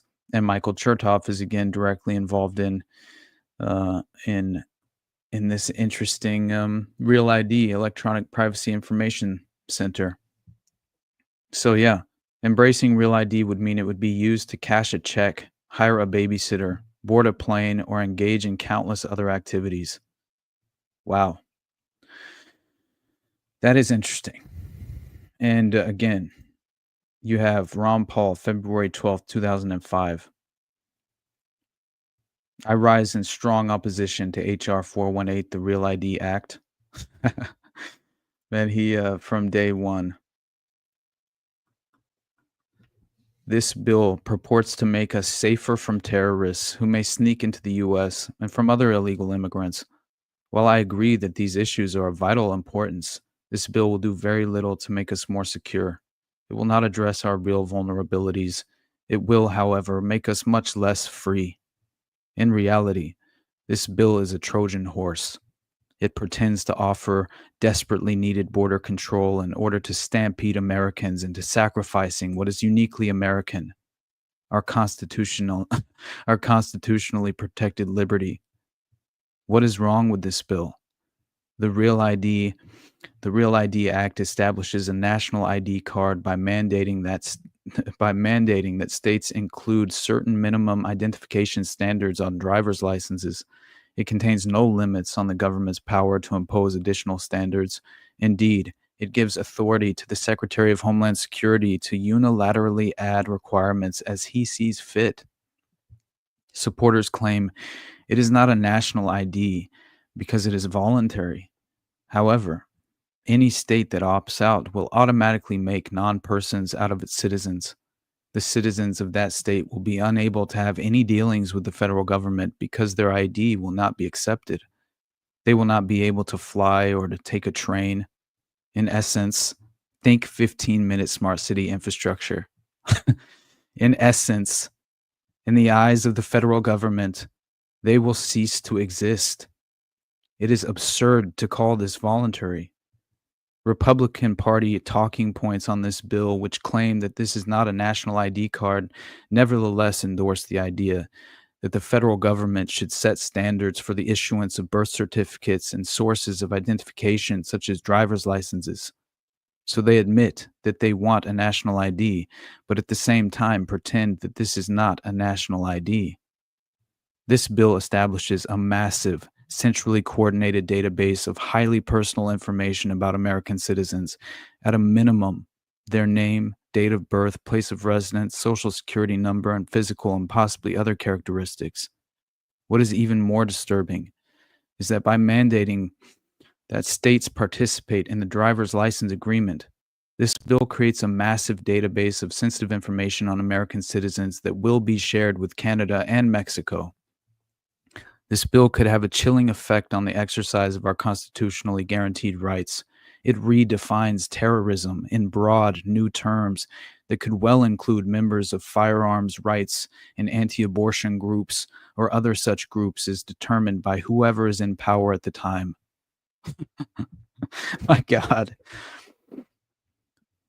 There are no prohibitions against including such information on the database as information about a person's exercise of First Amendment rights or about a person's appearance on a registry of firearms owners. This legislation gives authority to the Secretary of Homeland Security to expand required information on driver's licenses, potentially including such biometric information as retina scans, fingerprints, DNA information, and even radio frequency identification, radio tracking technology. Including such technology as RFID would mean that the federal government, as well as the governments of Canada and Mexico, would know where Americans are at all times of the day and night. There are no limits on what happens to the database of sensitive information on Americans once it leaves the United States for Canada and Mexico, or perhaps other countries. Who is to stop a corrupt foreign government official from selling or giving this information to human traffickers or even terrorists? Wow, Ron Paul was the shit. Will this uncertainty make us feel safer? Man. What will all of this mean for us? When this new program is implemented, every time we are required to show our driver's license, we will, in fact, be showing a national identification card. We will be handing over a card that includes our personal and likely biometric information which is connected to a national and international database. H.R. 418 does nothing to solve the growing threat to national security posed by people who are already in the U.S. illegally. Instead, H.R. 418 states that we already know that certain people here illegally are deportable, but it does nothing to mandate deportation. Although Congress funded an additional 2,000 border guards last year, the administration has announced that it will only ask for an additional 210 guards. Why are we not pursuing these avenues as a way of safeguarding our country? Why are we punishing Americans by taking away their freedoms instead of making life more difficult for those who would enter our country illegally? H.R. 418 does what legislation restricting firearm ownership does. It punishes law-abiding citizens. Criminals will ignore it. H.R. 418 offers us a false sense of greater security at the cost of taking a gigantic step toward making America a police state. Hell yeah. The year of domestic terrorism is upon us, and I think it's a manufactured crisis. Like at this point. Holy shit, you know? And you get into, again, ID 2020. Surveillance development goals. That is what the SDG 16 was. Global governance, behavioral control systems, right? So-called, this is the exploitation, you know? And so this is a policy tool and understanding that, yeah, they love the Hegelian dialectic. Absolutely. And yeah, so by 2030, it was provide legal identity for all, including birth registration, digital ID as a human right. This is their sustainable development goal, continuity of government protocol. They want, right, a totalitarian system that can be used to monitor our whereabouts, limit our freedom of movement, and control our access to goods and services, and our access to, this is a part of the digital monetary system as well, which should really go without saying. So honestly, for the sake of time, we really shouldn't get too much deeper into the details of the 2030 Agenda for Sustainable Development and the UN General Assembly resolutions, because although it is the most interesting, it's just that there was an ID 2020 summit, Harnessing Digital Identity for the Global Community is what it was called. And it's another perfect example of how they achieve, right, how they achieve these goals. And this global public-private partnership was setting up the future course of digital identity. It obviously, you have basically, hold on, let me pull this up, because there's actually an amazing article about enforcing digital identity. And I believe Ian Davis and Whitney Webb's been shouting at the rooftops from day one about the digital surveillance identification system, being a huge component of this global governance, right? The global governance regime. And it's really, prophetic, honestly, because it's effectively taking place. And so once again, you have the global accountancy and corporate branding giant PwC, which was selected by the UN as the lead sponsor of the inaugural ID 2020 summit in 2016. And this is when you witnessed all these members with their essentially extremely overly excited about the opportunities digital ID would present. So PwC described the ID 2020 Sustainable Development Objective to create technology-driven public-private partnerships to achieve the United Nations 2030 Sustainable Development Goal of providing legal identity for everyone on the planet. Specifically, ID 2020's mission aligns with Development Target 16.9, legal identity for all, including birth registration. 30% of the world's population, approximately 1.5 billion people, lack a legal identity, leaving them vulnerable to legal, political, social, and economic exclusion. Yes, so economic exclusion. So Agenda 2030, ID 2020 Alliance launched in 2017, and one of the stated goals, enabling access to digital identity for every person on the planet. And the manifesto of ID 2020 states the ability to prove one's identity is a fundamental and universal human right. This is how they will package this and present it to the public. We live in a digital era. Individuals need a trusted, verifiable way to prove who they are, both in the physical world and online. Social credit system incoming, right? You will no longer, it will be a know your customer KYC authentication process before you can even access the internet. You want to jump on Safari, flip on your VPN, you want to, good luck.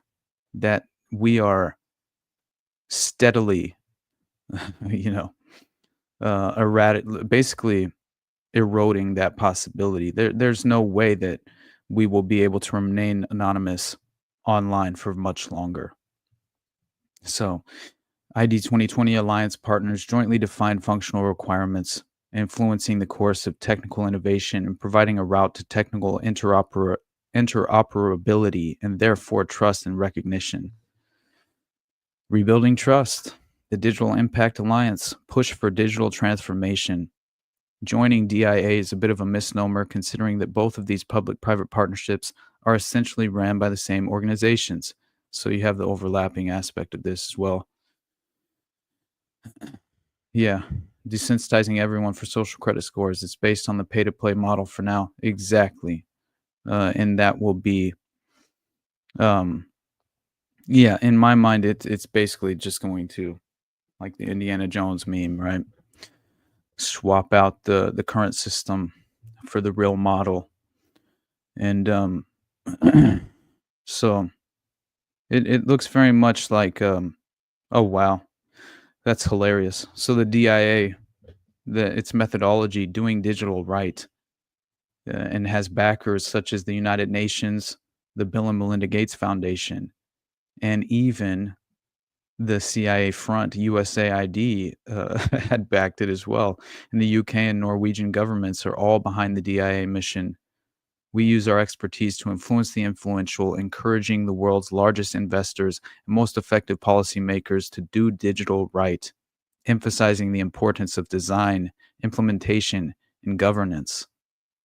So the dystopian everything app is on its way, and X will more than likely. It's at the very least, it's been paving the way for this outcome. Wow, principles for digital development. All right, so this is the unfortunate reality, I believe, and so now, with the time we have left, I should definitely discuss this really extraordinary story that, of course, involves a satanic death cult, which at this point, yeah, when are we not discussing another offshoot of really the occult underground, which at least in this case, I haven't really focused entirely on the Order of Nine Angles, right? O9A. I haven't yet really taken the deep dive as much as I would like to. And so this kind of at least spurred me in that direction. And knowing as much as BX has covered a lot of this and has done such an extraordinarily valuable work as far as I'm concerned in a lot of these, as far as just revealing a lot of these perpetrators and interesting organizations and offshoots of O9A and 764. There's a strange connection here with this Nikita Kasap that I had no real, again, I didn't know what the Maniac murder cult was. And yeah, O9A, the new process, basically. Except it seems like the process is still very much in play, even to this very day, right? Just under the Best Friends organization. Learning about their connections to the net and 764. Hell yeah, brother. Yeah, it seems like obviously there's very much a well-established grooming, like a system of grooming in place digitally online through Discord, a bunch of other things, obviously. Oh, the process is still very much active. Absolutely, buddy. And so let's start with really kind of introducing this. I'll use, I think it was, yeah, here we go. I have a video that can help introduce this, and then we'll break it down a little bit further. This will be a perfect place to start. And as this is playing, I'm going to fill up my water, and then we'll break this down at a deep level. I think it'll be very worthwhile. And again, it connects so much of this connects directly to what I'm investigating on a daily basis, essentially. So that my independent research is just like, man, talk about all the hallmarks. Yeah. This is one of the craziest stories I've ever heard. Friendly reminder that if you want to catch us talking to you about the Grizzlies in a Bastards. Fucking ad. Hold on. We got 8 seconds, and then we'll actually be able to introduce this using what was, I believe, ABC or NBC affiliate, I believe, local affiliate.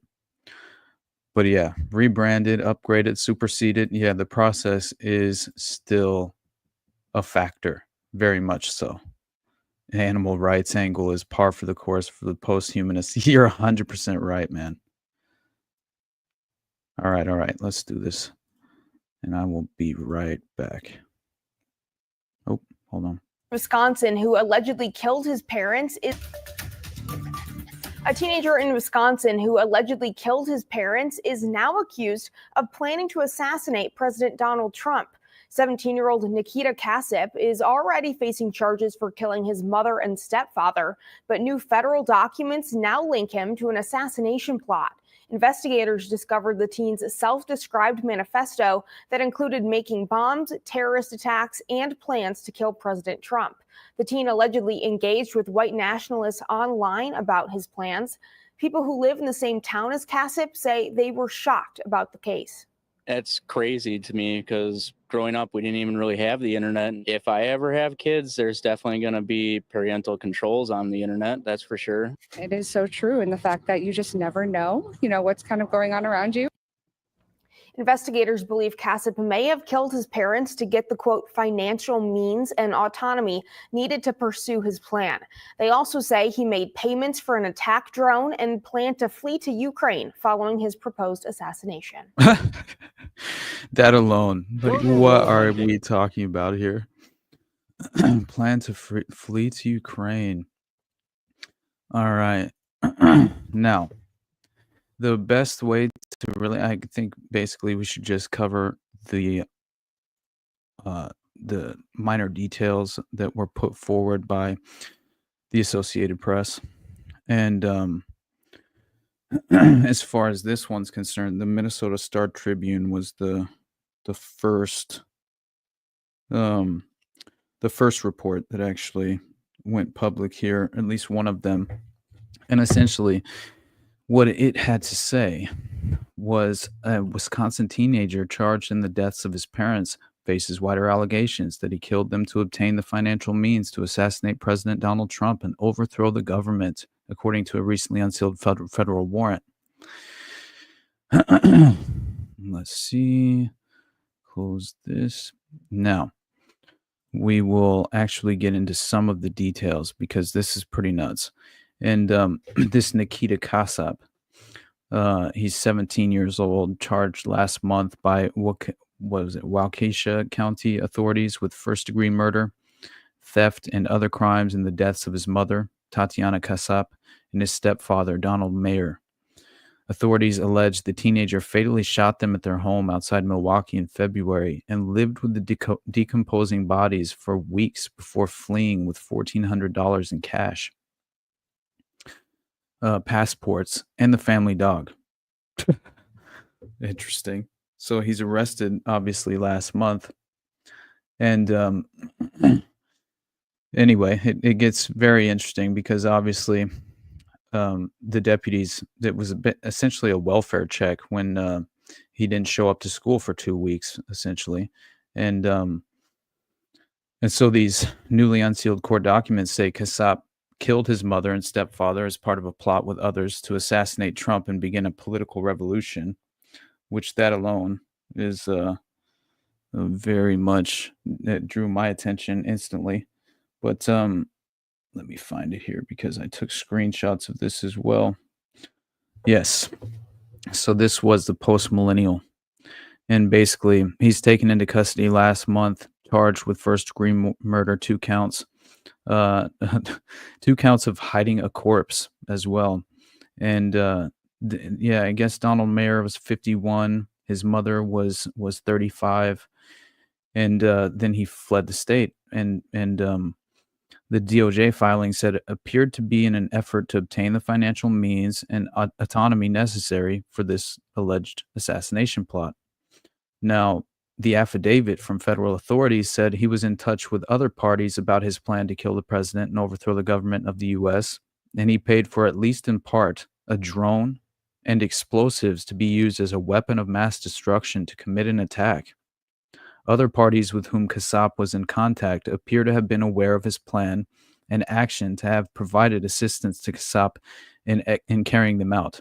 It added, investigators also found material on Kasip's phone related to the Order of Nine Angles, which the FBI has described as a satanic cult that encourages violence, terrorism, sexual abuse, and child pornography, and has strong anti-Judaic, anti-Christian, and anti-Western ideologies, and claims to incite chaos and violence, The group has also been characterized as a network of individuals holding new Nazi racially motivated extremist views.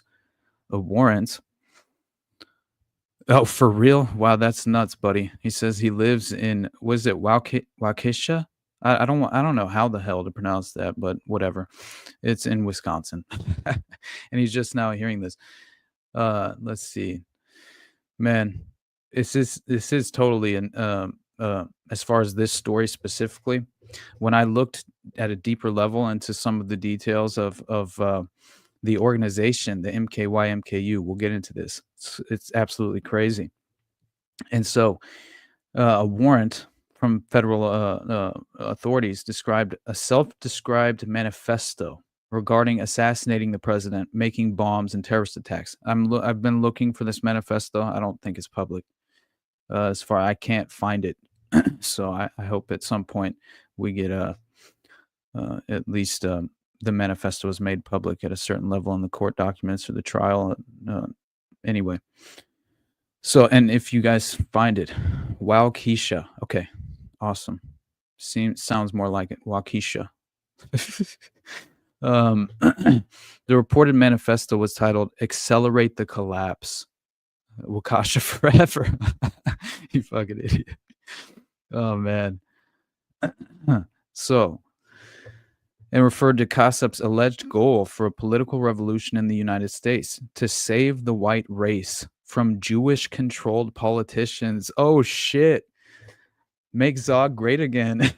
Holy shit, I did. Okay, so the document also included images of Adolf Hitler and featured the words, "Hail Hitler, hail the white race, hail victory." According to an interview with one of Kassab's classmates, one of Kassab's classmates recorded in the documents, he was allegedly planning to overthrow the government of the U.S. along with the assassination of Trump and had been in contact with someone in Russia. Kassab had allegedly paid for some of the materials to carry out the plot. On March 10th, 2025, authorities interviewed a classmate of Kassab. The classmate stated that Kassab would send gore edit videos that included flashing, gory, and war images put to Russian music via Snapchat. Kassab told the classmate he intended to kill his parents by shooting them, but did not have access to a gun. He later told the classmate that he would befriend someone with a gun and then steal the gun, the DOJ filing added. Holy shit. What do we got in the chat? Waukesha strong, brother. Oh, man. This is a nuts story, though, as far as it does seem like, again, it shares a few of the hallmarks, right? It overlapping parallels with as far as just even Ryan Routh, you know, the ties to Ukraine in a way. But here let's finish this. So Kassab would send these gore edit videos via Snapchat. Said he's going to actually kill his parents by achieving, or at least gaining access to this gun, stealing it. An excerpt of the purported manifesto said, as to why specifically Trump, I think it's obvious. By getting rid of the president and perhaps the vice president, that is guaranteed to bring in some chaos. And not only that, but it will further bring into the public the idea that assassinations and accelerating the collapse are possible things to do. There you go. Accelerating the collapse. So what's interesting about that is that there has been sort of like, you know, how during COVID you would have these very similar, like verbatim talking points coming from the mainstream media. And it seems to be happening now where you could get a super clip of all these mainstream media reports using political puppets like Elizabeth Warren, various individuals such as her that sort of fit this perfect framework of really it's kind of hilarious because what she was claiming was each and every one of them through the context of their report are utilizing this terminology of essentially blaming Musk and Trump for this environment of chaos, and they consistently use that term, chaos, over and over again. And I guarantee you, if you look for a super clip, you can find one, because it's just been making the rounds lately.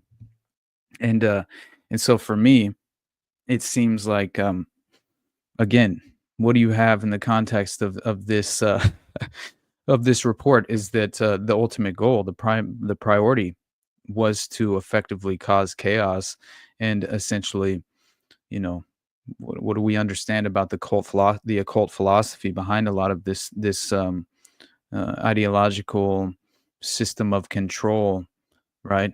It's order out of chaos. It's the inverted moral landscape. And so to me, that kind of fits perfectly with do what thou wilt, my brother. Exactly.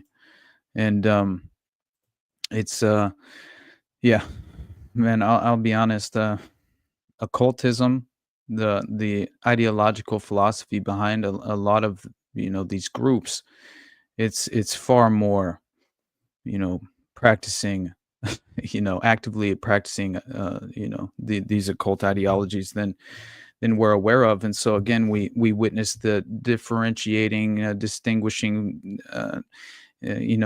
facets that kind of separate these offshoots from each other, but they really very much practice overwhelmingly similar ideologies, right? And so what I didn't know about this organization that he's directly connected to is that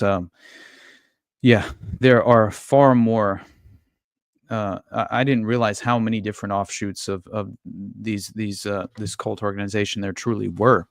And obviously geographically it makes sense, depending on the region and the dialectical aspect of obviously it would need to shift just for recruitment purposes alone. But anyway, so in regard to this assassination plot, there were messages and conversations found between Nikita Kasap and others where he was discussing being affiliated with O9A and a network of individuals holding this racially motivated extremist neo-Nazi views, allegedly. And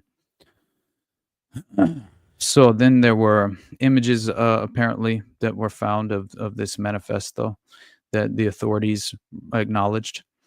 And what was also interesting was that Kasap, there was apparently messages and conversations between him and a Ukrainian phone number in court documents.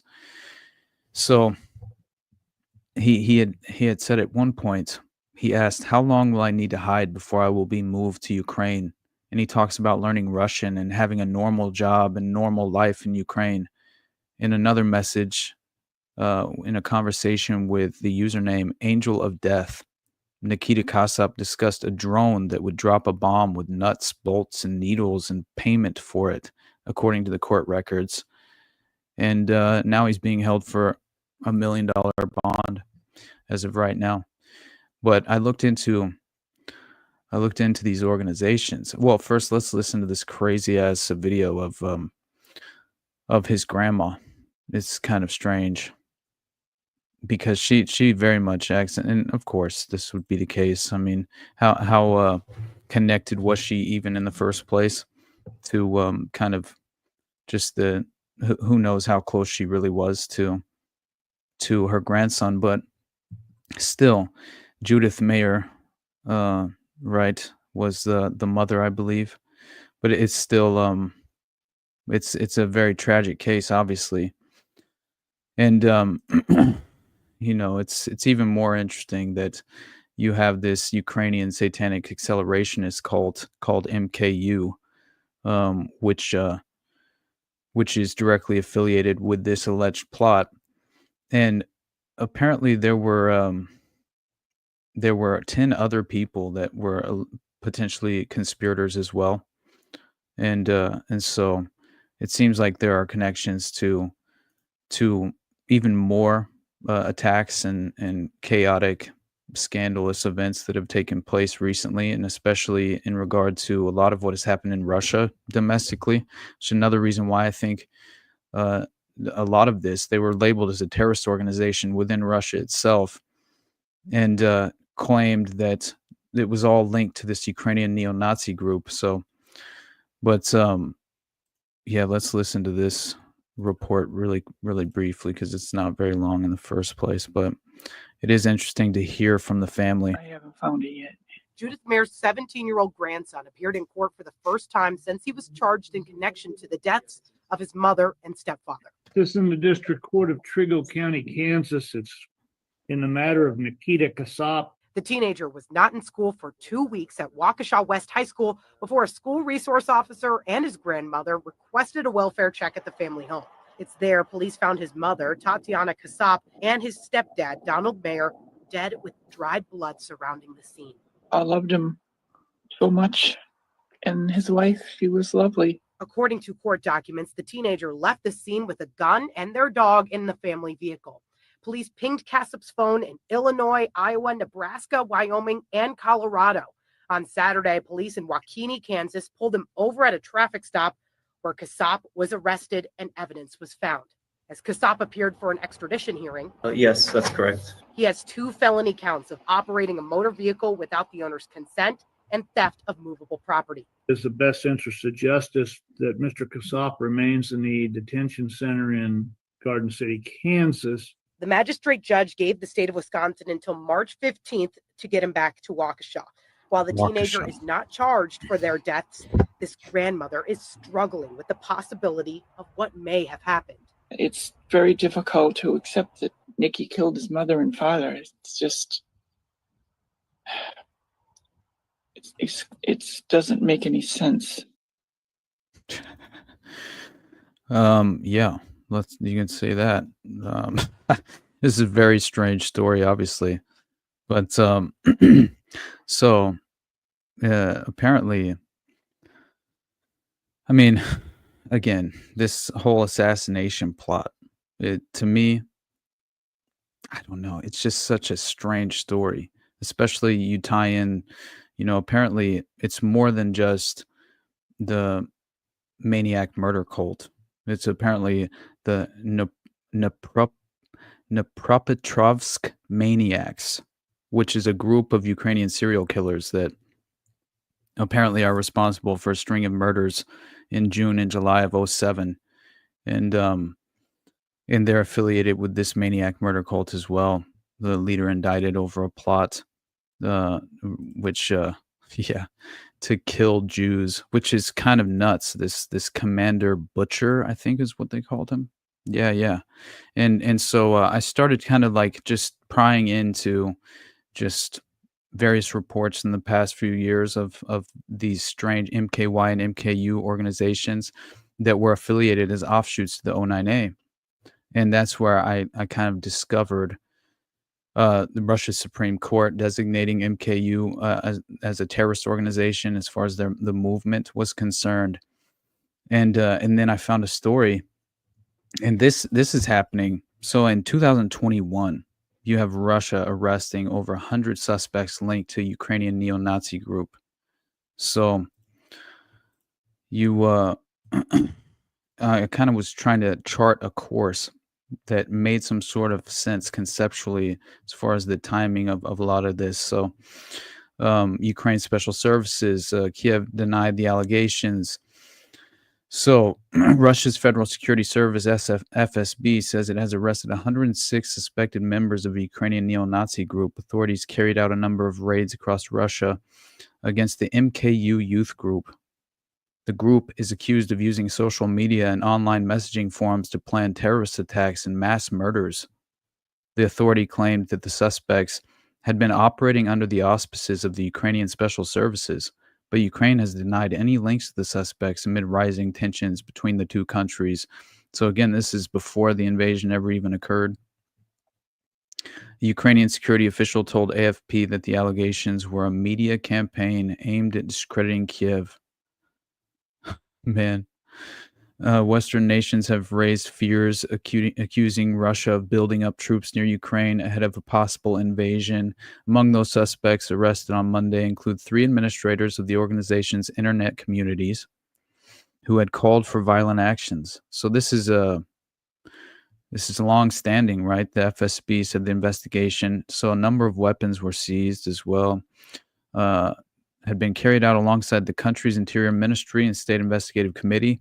Several other alleged members of the MKU group, which stands for Maniac's Cult of Murder, were arrested by the FSB in February. A source in Ukrainian law enforcement confirmed to AFP that the MKU group, founded by neo-Nazi Igor Krasnov, did exist, but was no longer active in Ukraine. That's not what it seems like, because it directly did not take very long. Because it seems like in 2023, January, Moscow, Russia's Supreme Court designated the MKU international movement as a terrorist organization. And so the court upheld the Russian prosecutor general's claim that the international movement called Maniacs, the Cult of Murder, should be declared a terrorist organization, and its activities in Russia should be banned. According to the case files, prosecutors found out that the movement based on Nazi ideals had been created in Ukraine in order to establish a racially pure state. The promotion of the MKU's ideas on the internet is aimed at forming a cult of violence and encouraging murder, which has led to a rise in social tensions and an increased atmosphere of fear. The prosecutor's claim said that MKU members committed crimes related to extremism and terrorism, as well as violence against other people. In August 2022, Russia's National Anti-Terrorism Committee stated that terrorist organizations and the ideological leaders of destructive movements such as Columbine, outlawed in Russia, and the MKU kept trying to involve teenagers in their illegal activities, including through the internet. Law enforcement agencies have detained over 150 MKU members in 50 Russian regions since 2021.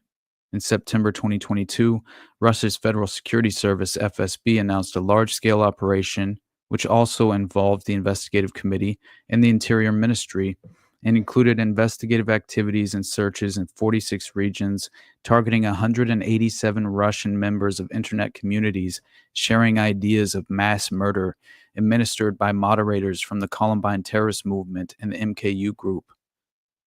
Then we have a story.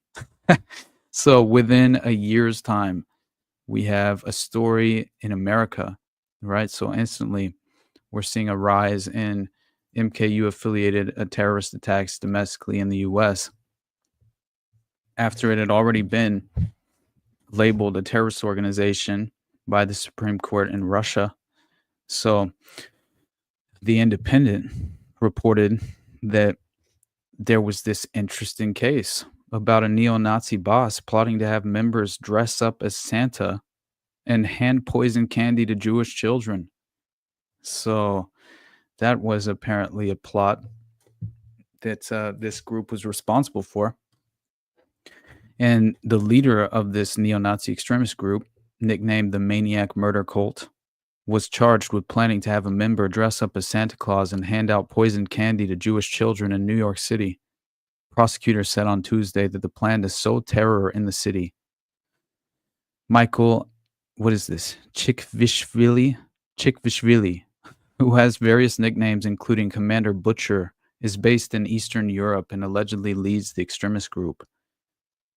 That's Chikvishvili, a 21-year-old man from the Republic of Georgia, was indicted on 4 charges, including soliciting hate crimes and acts of violence, mass violence, according to a statement from the U.S. Department of Justice. Yeah, exactly.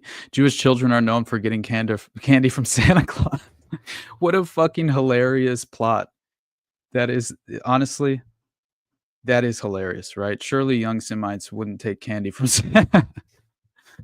And by the way, yeah, I know, man. It does sound like an FBI plot. And you tie this in with what was happening during COINTELPRO with Carl Schaffler, the arresting officer at Watergate who held dual military intelligence loyalties, dual loyalties, was not only an investigator and a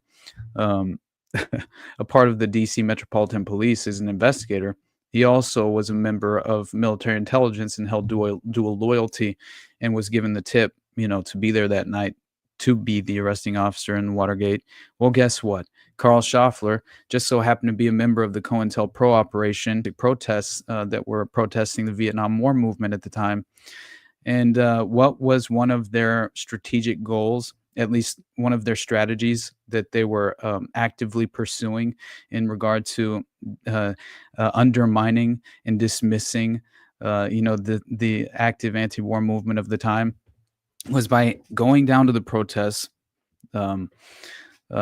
Basically, they would attempt to infiltrate the protest movement by basically, wearing disguises and things of that nature to fit in.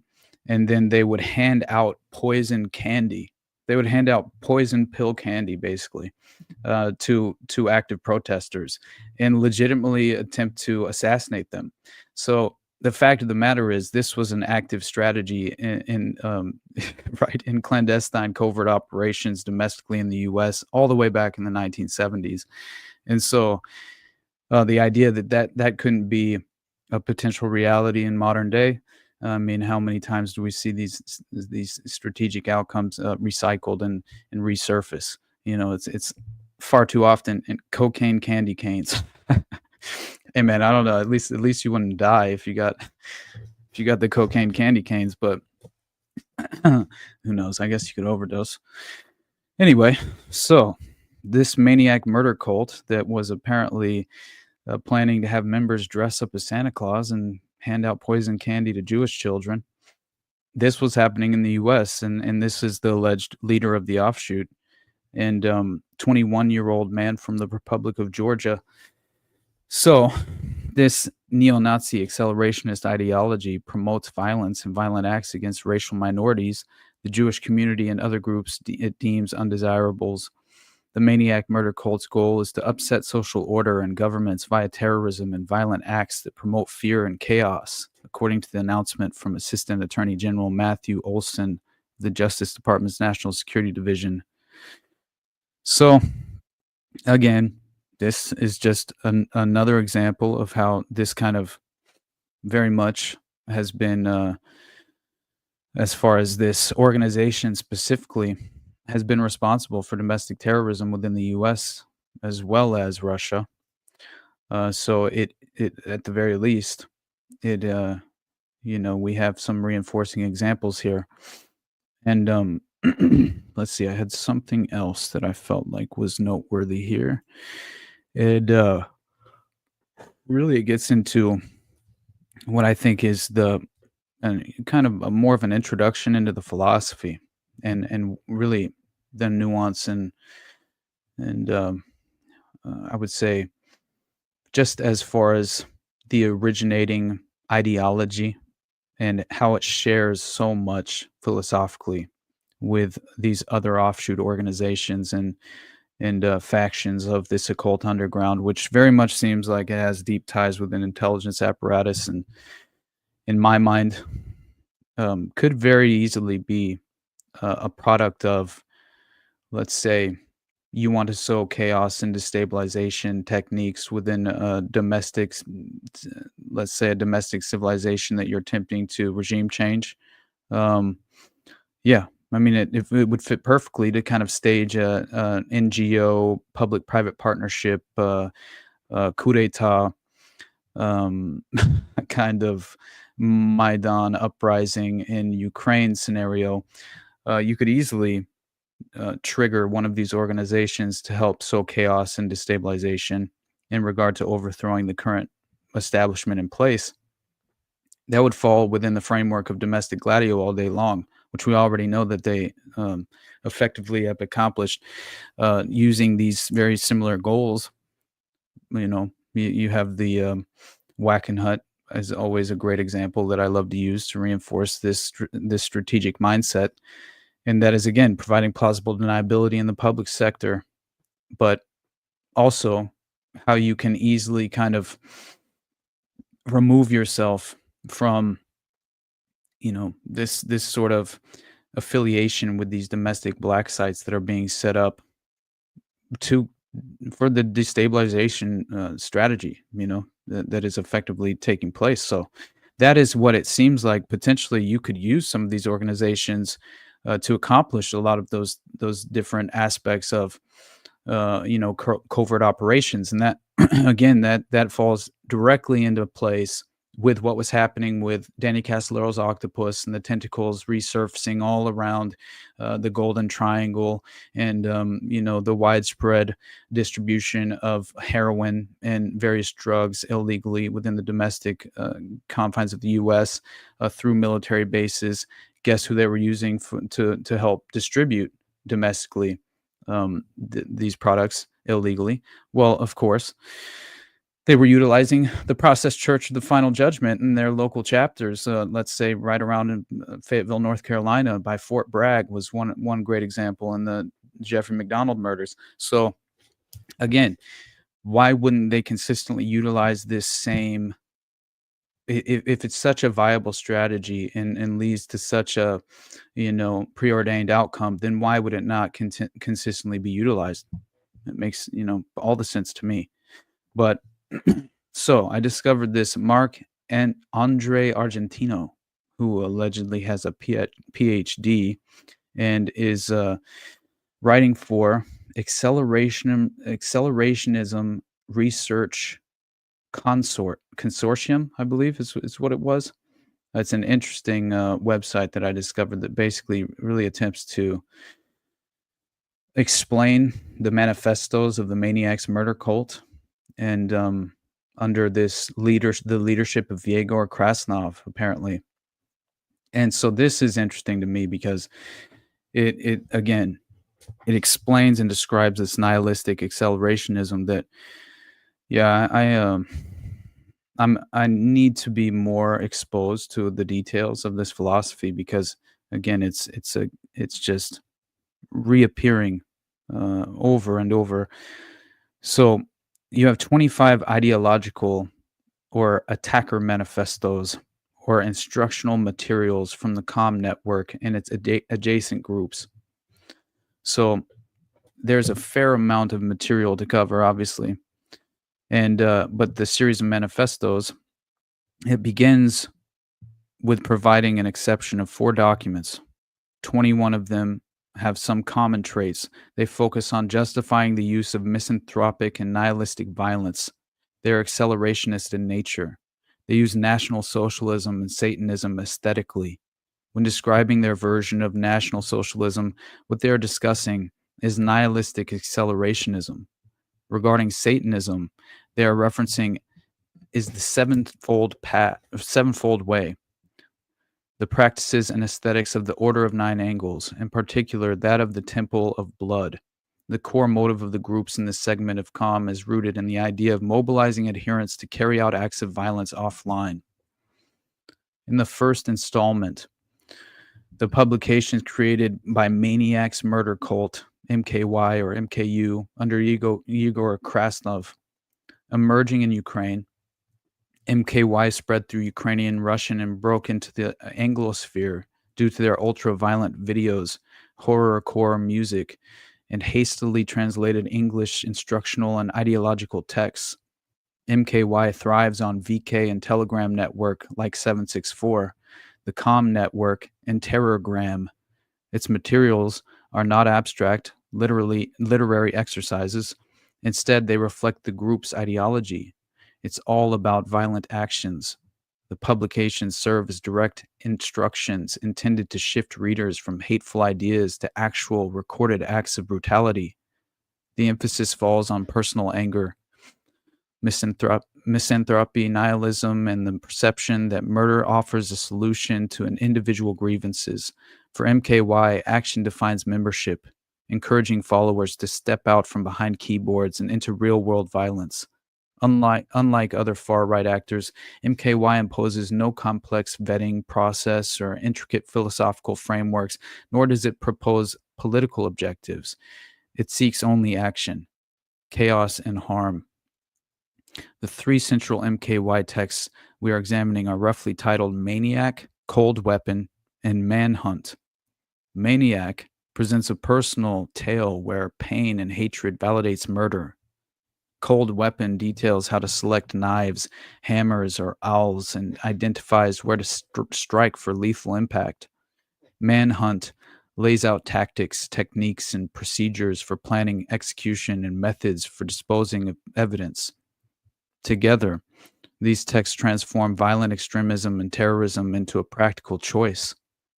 The instructional material is also appealing to those without firearms or substantial funds, which is particularly attractive for younger audiences or individuals in countries with strict gun laws, as the suggested weapons are mundane household items. Understanding MKY means acknowledging how its leaders and materials exploit raw emotions in vulnerable readers.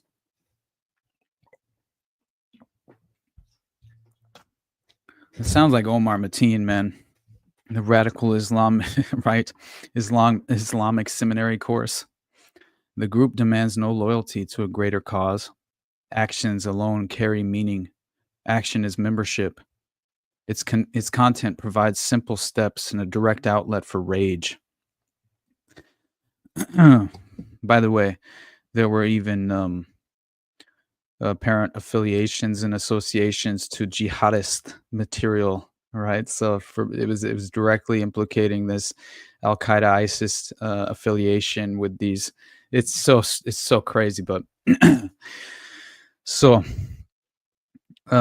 by analyzing these texts, obviously it becomes evident that MKY narrows the gap between hateful thought and actual bloodshed. As its instructions circulate online, any individual may consider violence as an immediate option. There is no invitation to debate. Man, this is the psychopath machine released onto the public in a way that is honestly, it's hard to comprehend. But once you kind of conceptualize it and you realize the strategic, just the techniques that really are pursued and achieved here, it makes a lot of sense, because it is how you target the most vulnerable among us, right? Who would be susceptible to this potential mind manipulation, in a very over emotional state of mind as well. Extremely, I would think, again, just very vulnerable psychologically. But there's no invitation to debate. Instead, the material prods the reader toward picking up a weapon and carrying out an attack. Don't think. In this way, MKY and the Com Network reshape extremist propaganda, converting scattered frustration into tangible, lethal intent. What do we got going on in the chat?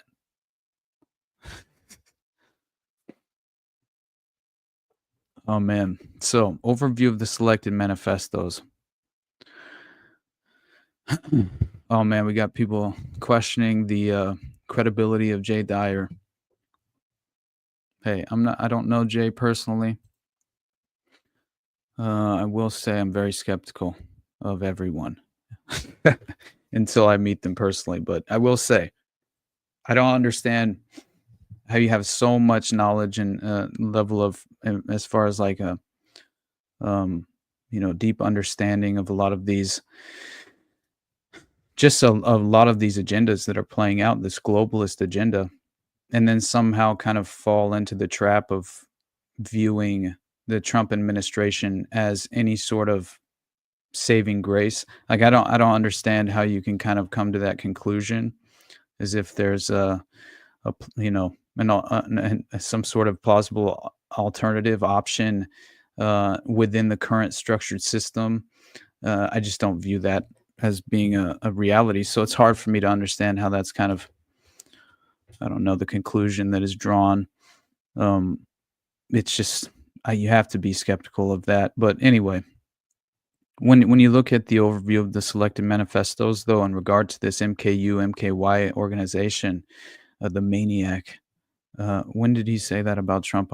Oh, no, I'm not like, buddy, I honestly, it's just the InfoWars aspect of a lot of the coverage is very pro-Trump, and at least as far as just the new administration providing too much false hope and optimism, I would say, where I don't believe it's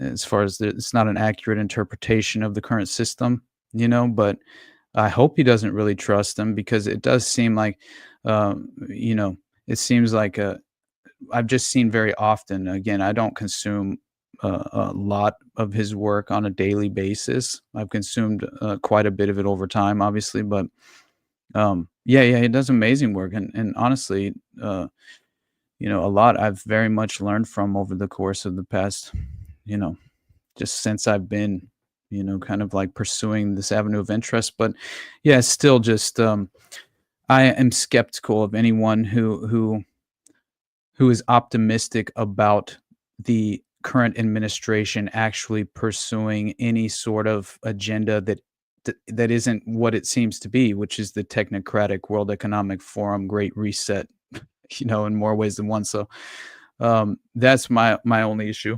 So I hope that I would always like more criticism of the current system, and especially of the political puppets in power in this very moment in DC. They're not your friends. They're not your allies. They're not pursuing any sort of they have none of your best interests, none of our best interests at heart as far as any of their policy positions. So yeah, I just don't think that it's valuable to fall into that conceptual trap. That's all. And so anyway, I could be entirely wrong. It's just I've seen very much optimism surrounding the current administration coming from InfoWars and coming specifically occasionally from Jay Dyer. I've heard some things, but it's not, again, there's no character assassination. And really a lot of his research is very, very valuable to this day. So you can learn much from him. But anyway, so this maniac murder this maniac murder organization, right? What was the name of it? It's just the most ridiculous name in the first place. Maniac Murder Cult, MKU. Well, apparently it's this manifesto is called A Tale of the Fate of a Right-Wing Terrorist. It sets the emotional tone for narrating an autobiography allegedly written by Yegor Krasnov, right? the founder, and so it describes his life as being defined by abuse and racial hatred. It implies that violence emerges naturally from deep-seated resentment. By personalizing the killer's experience, the text lowers moral barriers, nudging a reader who identifies with such grievances toward considering murder a logical outcome. Cold Weapon dispenses with theory entirely. It offers blunt technical guidance on weapon choice, knives, hammers, awls, and anatomical targeting. It warns against striking bone to preserve the blade's integrity. After reading this, the mechanics of swift and efficient killing become painfully clear. Manhunt completes the operational package. This document instructs readers on preparing clothing, masking scents, timing attacks, and disposing of evidence. It also encourages recording the killing, transforming violence into shareable propaganda designed to shock and possibly inspire additional acts of brutality. Combined, these three texts from a cohesive toolkit. Maniac provides emotional fuel. Cold Weapon supplies the practical method, and Manhunt sets forth the operational strategy. Nothing is left to chance. For anyone seeking a quick route to extreme violence, these instructions streamline the process, guiding a shift from reading hateful material to committing acts of stabbing or bludgeoning without pause. Thematic analysis of the manifestos. MKY places violence front and center. In Maniac, personal suffering becomes a reason to kill, divorced from political or ideological aspirations.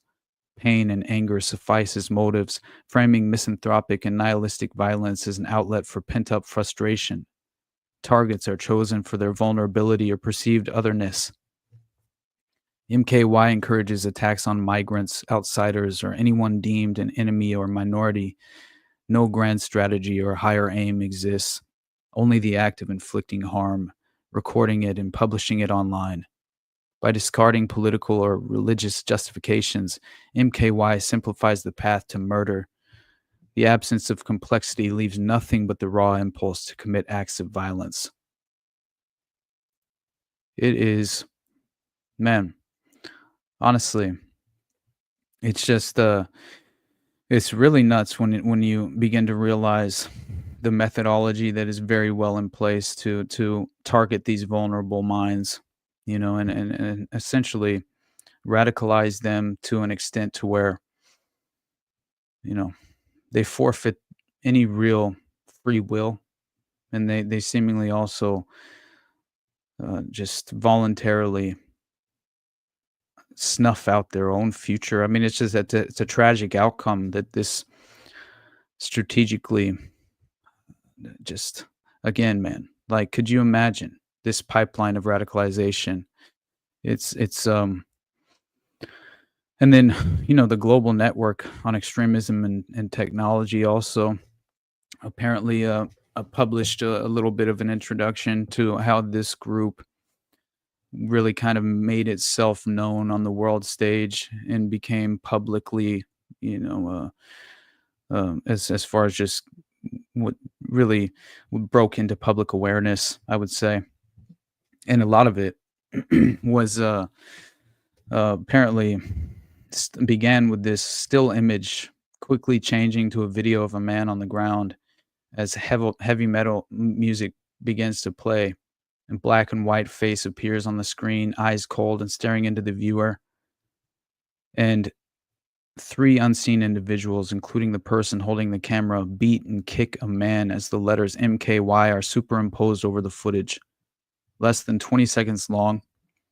This is only one in a series of videos from the extremist group Maniac Murder Cult, in Russian, often abbreviated as MKY, MKU, or MMC, whose members released the footage over the social media platforms Telegram and Vkontakte. I don't know how to pronounce it. MKY can be placed among other militant accelerationist groups that advocate for acts of violence in order to bring down the current social order. Specifically, MKY exists amid a network of threat actors called the COM, or the community, which includes groups like 764, No Lives Matter, NSO9A,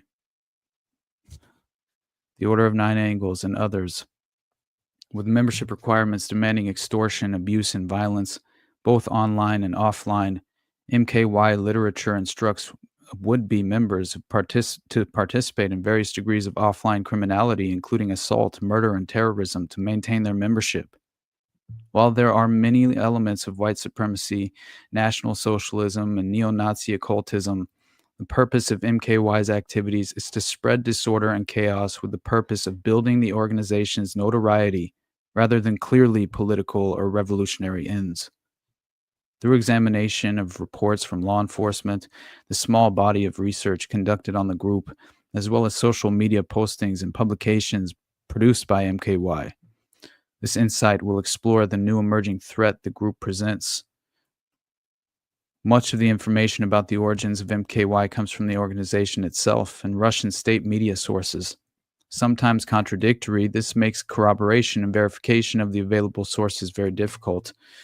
What is known, based on social media postings, is that MKY was initially formed in Dnipro, Ukraine, and later spread into Russia and Western Europe.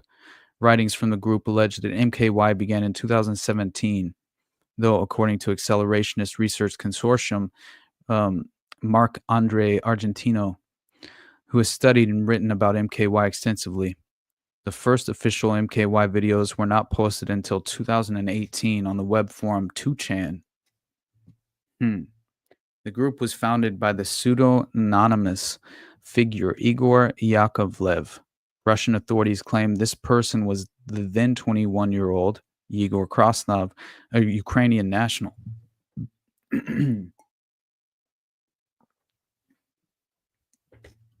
Yeah, I will say,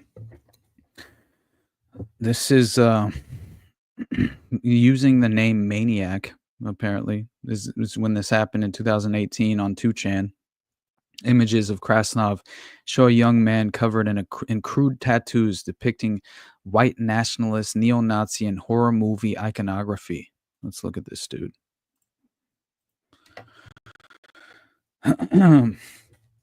Images often edited to cover Krasnov's face with anime characters or others, while sometimes he is unmasked. Maniac, Igor Yakovlev. This was shared on Telegram channels associated with the Maniac murder cult. In the third edition of the MKY publication, Hater's Handbook, an alleged autobiography of Krasnov details a turbulent home life, the formation of MKY and its growth and spread, claiming that Krasnov was the child of abusive teenage parents. It details an early interest in horror movies, murders, Nazism, skinheads, school shootings, and serial killers. In 2015, at the age of 14, Krasnov allegedly killed a sleeping homeless man. Soon after, the text reports him participating in the football hooligan scene and developing connections with neo-Nazis. Little of Krasnov's origins can be verified, though some details line up with the available evidence. Pictures shared on Telegram channels dedicated to him after his arrest show a young Krasnov attending football matches. Several of the victims shown during MKY's later video releases also appear to be homeless. Interesting.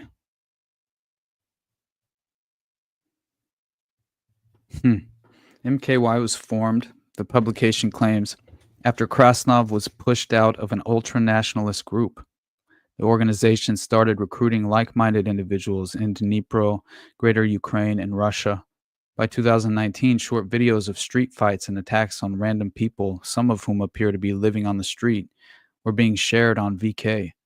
In total, 38 videos branded as MKY products were released on Telegram and VK, purporting to show assaults, stabbings, and more. The videos and images shared on Telegram make use of symbolism related to neo-Nazi skinhead culture.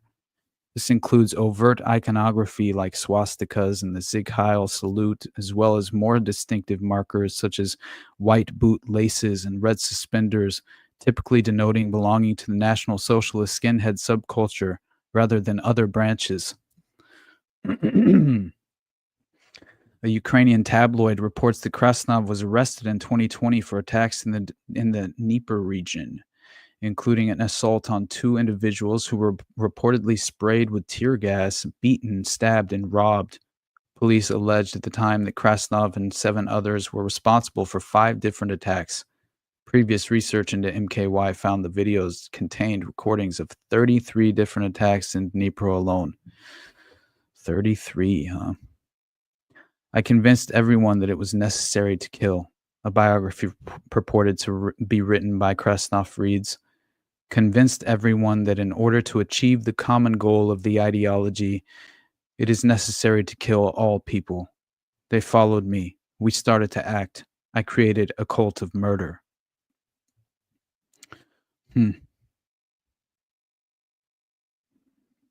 Yeah, this is strange, man. MKY in 2021. MKY arrests were reported in 6 Russian cities, including Galenjik. Fuck me. All that matters is that this is basically what I was talking about earlier when we covered the over 100 arrests that took place in 2021, just before, I believe that was just before the Supreme Court. Yes, it was just before the Supreme Court in 2023. Let me make sure. Yeah, in January 2023, Russian Supreme Court designated MKU as a terrorist organization. So that fits perfectly. And then, this year, obviously, after last year, there have been a multitude of reports claiming, they say no lives matter, 100%. But it's very interesting because obviously we have domestic terror cells, I guess you could call them, but it's really just seemingly individuals being radicalized by an organization and a well-established network. Yeah, absolutely, buddy. I'll send it to you. I know. Yeah, I know, right? The never-ending read later list. Mine is consistently growing as we speak, basically. But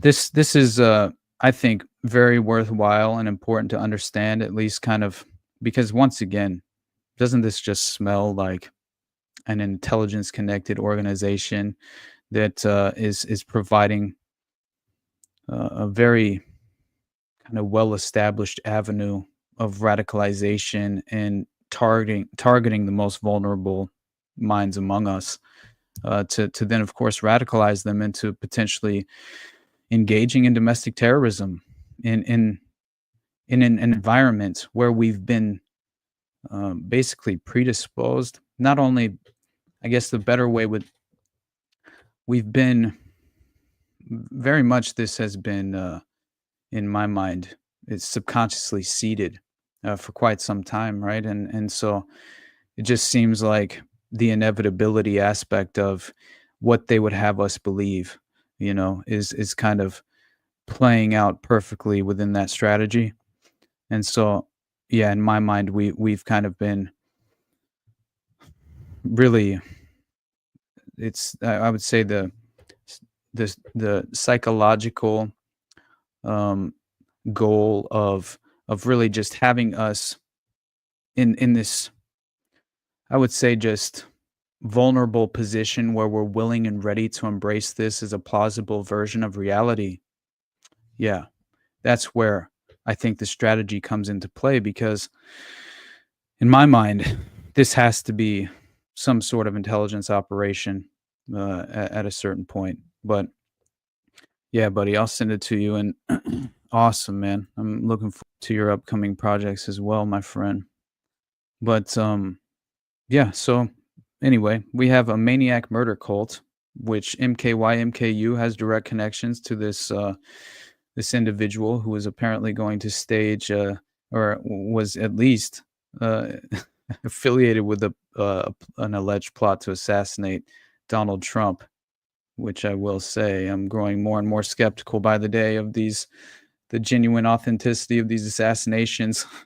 I don't know, man. Problem, reaction, solution. How does that play in?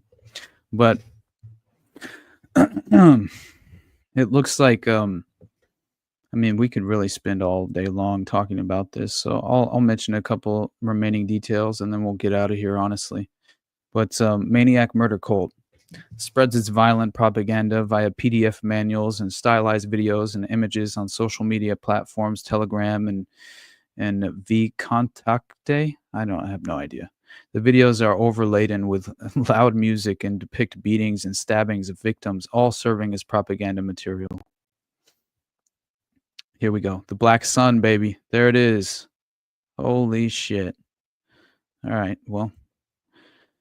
Manuals created by MKY offer practical tips on weapon selection, how to attack would-be victims, evade the law, manipulate people, and other nefarious tactics. In the third edition of the Hater's Handbook, credited to Chikvishvili. Yeah. Prospective members must answer detailed questions in an entrance exam and then complete varying degrees of criminal tasks before entry. These acts are divided into 4 categories. Direct actions include assault, murder, arson, and committing mass acts of terrorism. What was it? Wasn't it the governor's mansion was just which was the Pennsylvania governor? I'm trying to remember now. Which governor just had his house targeted by arsonists, allegedly? The governor's mansion or whatever. So again, it just player haters handbook. Yeah, for real, dude. But so IT covers developing viruses, programs, and websites, swatting, doxing, and hacking. Swatting, doxing, and hacking. Wow. As if that isn't a newfound phenomenon in the recent alternative media. So recruitment campaigning involves bringing in new members, vandalism, and creating propaganda material. Points are also awarded for microbiology, which covers the creation of bioweapons, chemicals, and poisons. All actions must be documented with video or photos. In addition, members are exhorted to communicate in cloaked secure apps such as Wire and Xabber. MKY leadership assigns monthly murder points based on the type of criminal activity committed and the quality of the recordings. Members who fail to meet the requirement score without a valid reason may be punished Punishments include suspension, expulsion, and ultimately death for the most egregious of crimes, leaking or spreading false information about MKY. MKY manuals, which dive into weapons and techniques and are attributed to Krasnov as the author, are used in conjunction with attack planning. Court documents from Chikvishvili's case outline a cartoonish plan developed by Chikvishvili as he attempted to persuade the undercover officer to dress as Santa Claus, here we go again, and distribute poison candy to Jews and non-white children. What? He also supplied a manual on the use of cold weapons, knives, hammers, screwdrivers, and more, and the manhunt instruction, which explains how to escape law enforcement after committing the killings. All right, well, that's basically it. But it's obviously at this point, this is very much sounds like Chick-fil-A, and it's making me hungry. Fire Pixie. Oh man. All that I know is that Maniac Murder Cult. There's got to be a better name. It's all right, but come on. Like, it sounds like some Fed boy made that shit up in my mind, obviously. But this Santa Claus costume, handing out candy to Jewish kids. I'm glad somebody in the chat noticed, because that is the most ridiculous narrative I've ever heard in my life. It feels like some sort of, intelligence crafted false narrative, honestly, to generate fear, to generate more as far as like creating more of that environment, more credibility surrounding the environment of anti-Semitism at an all-time high. Yeah, you never know. But yeah, Maniac Murder Cult sounds like an awesome high school garage band. You're 100% right, dude. It really does. But in no way does it sound like, I don't know. Like, it's so hilarious. You think about all these fraternal organizations, of occult organizations, and, a lot of them have some pretty badass names, to be honest, as much as they're disgusting individuals and groups as far as what they attempt to achieve. But still, Santa Goyim, man, that is a very strange story, though. I'll tell you that right now. And oh my God, his grandma's talking again, Judith Mayer. But anyway, so beyond that, it looks like we have another Trump assassination plot thwarted, and the Republican God King remains untouched, except for his ear. And meanwhile, we're all kind of eating up the propaganda as it's recycled and thrown back into the public's. It's just Santa Schlemiel. Oh my God. It really is just like such a laughable notion on its face. What Jewish families are, anyway, I don't know. That's very strange. But I will say, it's hard for me to accept this story at face value. And it's very plausible that this was, again, some sort of problem, reaction, solution generated plot.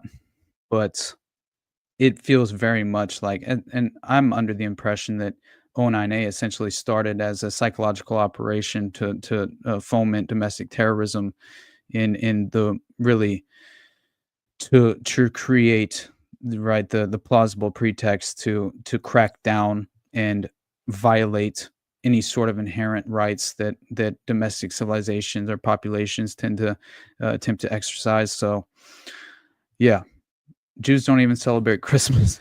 That's what I'm saying, man.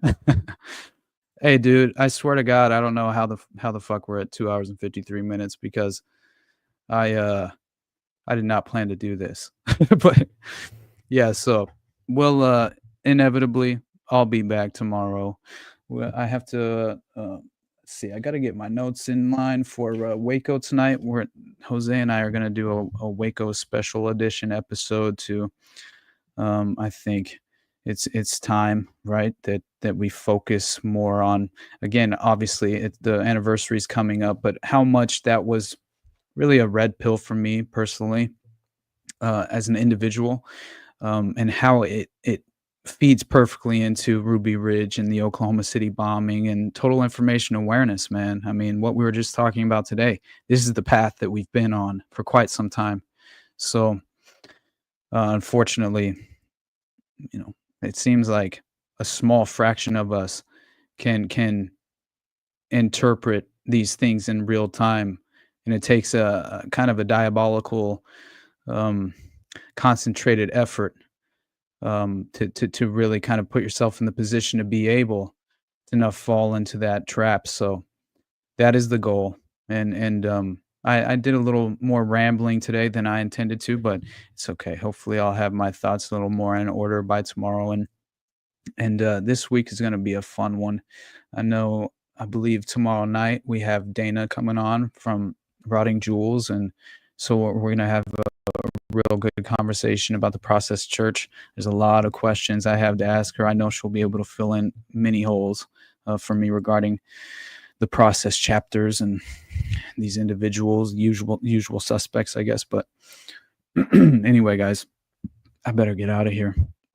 We have too much to talk about. So if I stay, I'll just stream all day. So anyway, nothing but love to you guys. Jose, I'm beyond cool with it too. If Austin wants to do 5 hours, more power to him, and I'll almost certainly listen. For me, I'm but a man with other things to do too. Hell yeah, brother.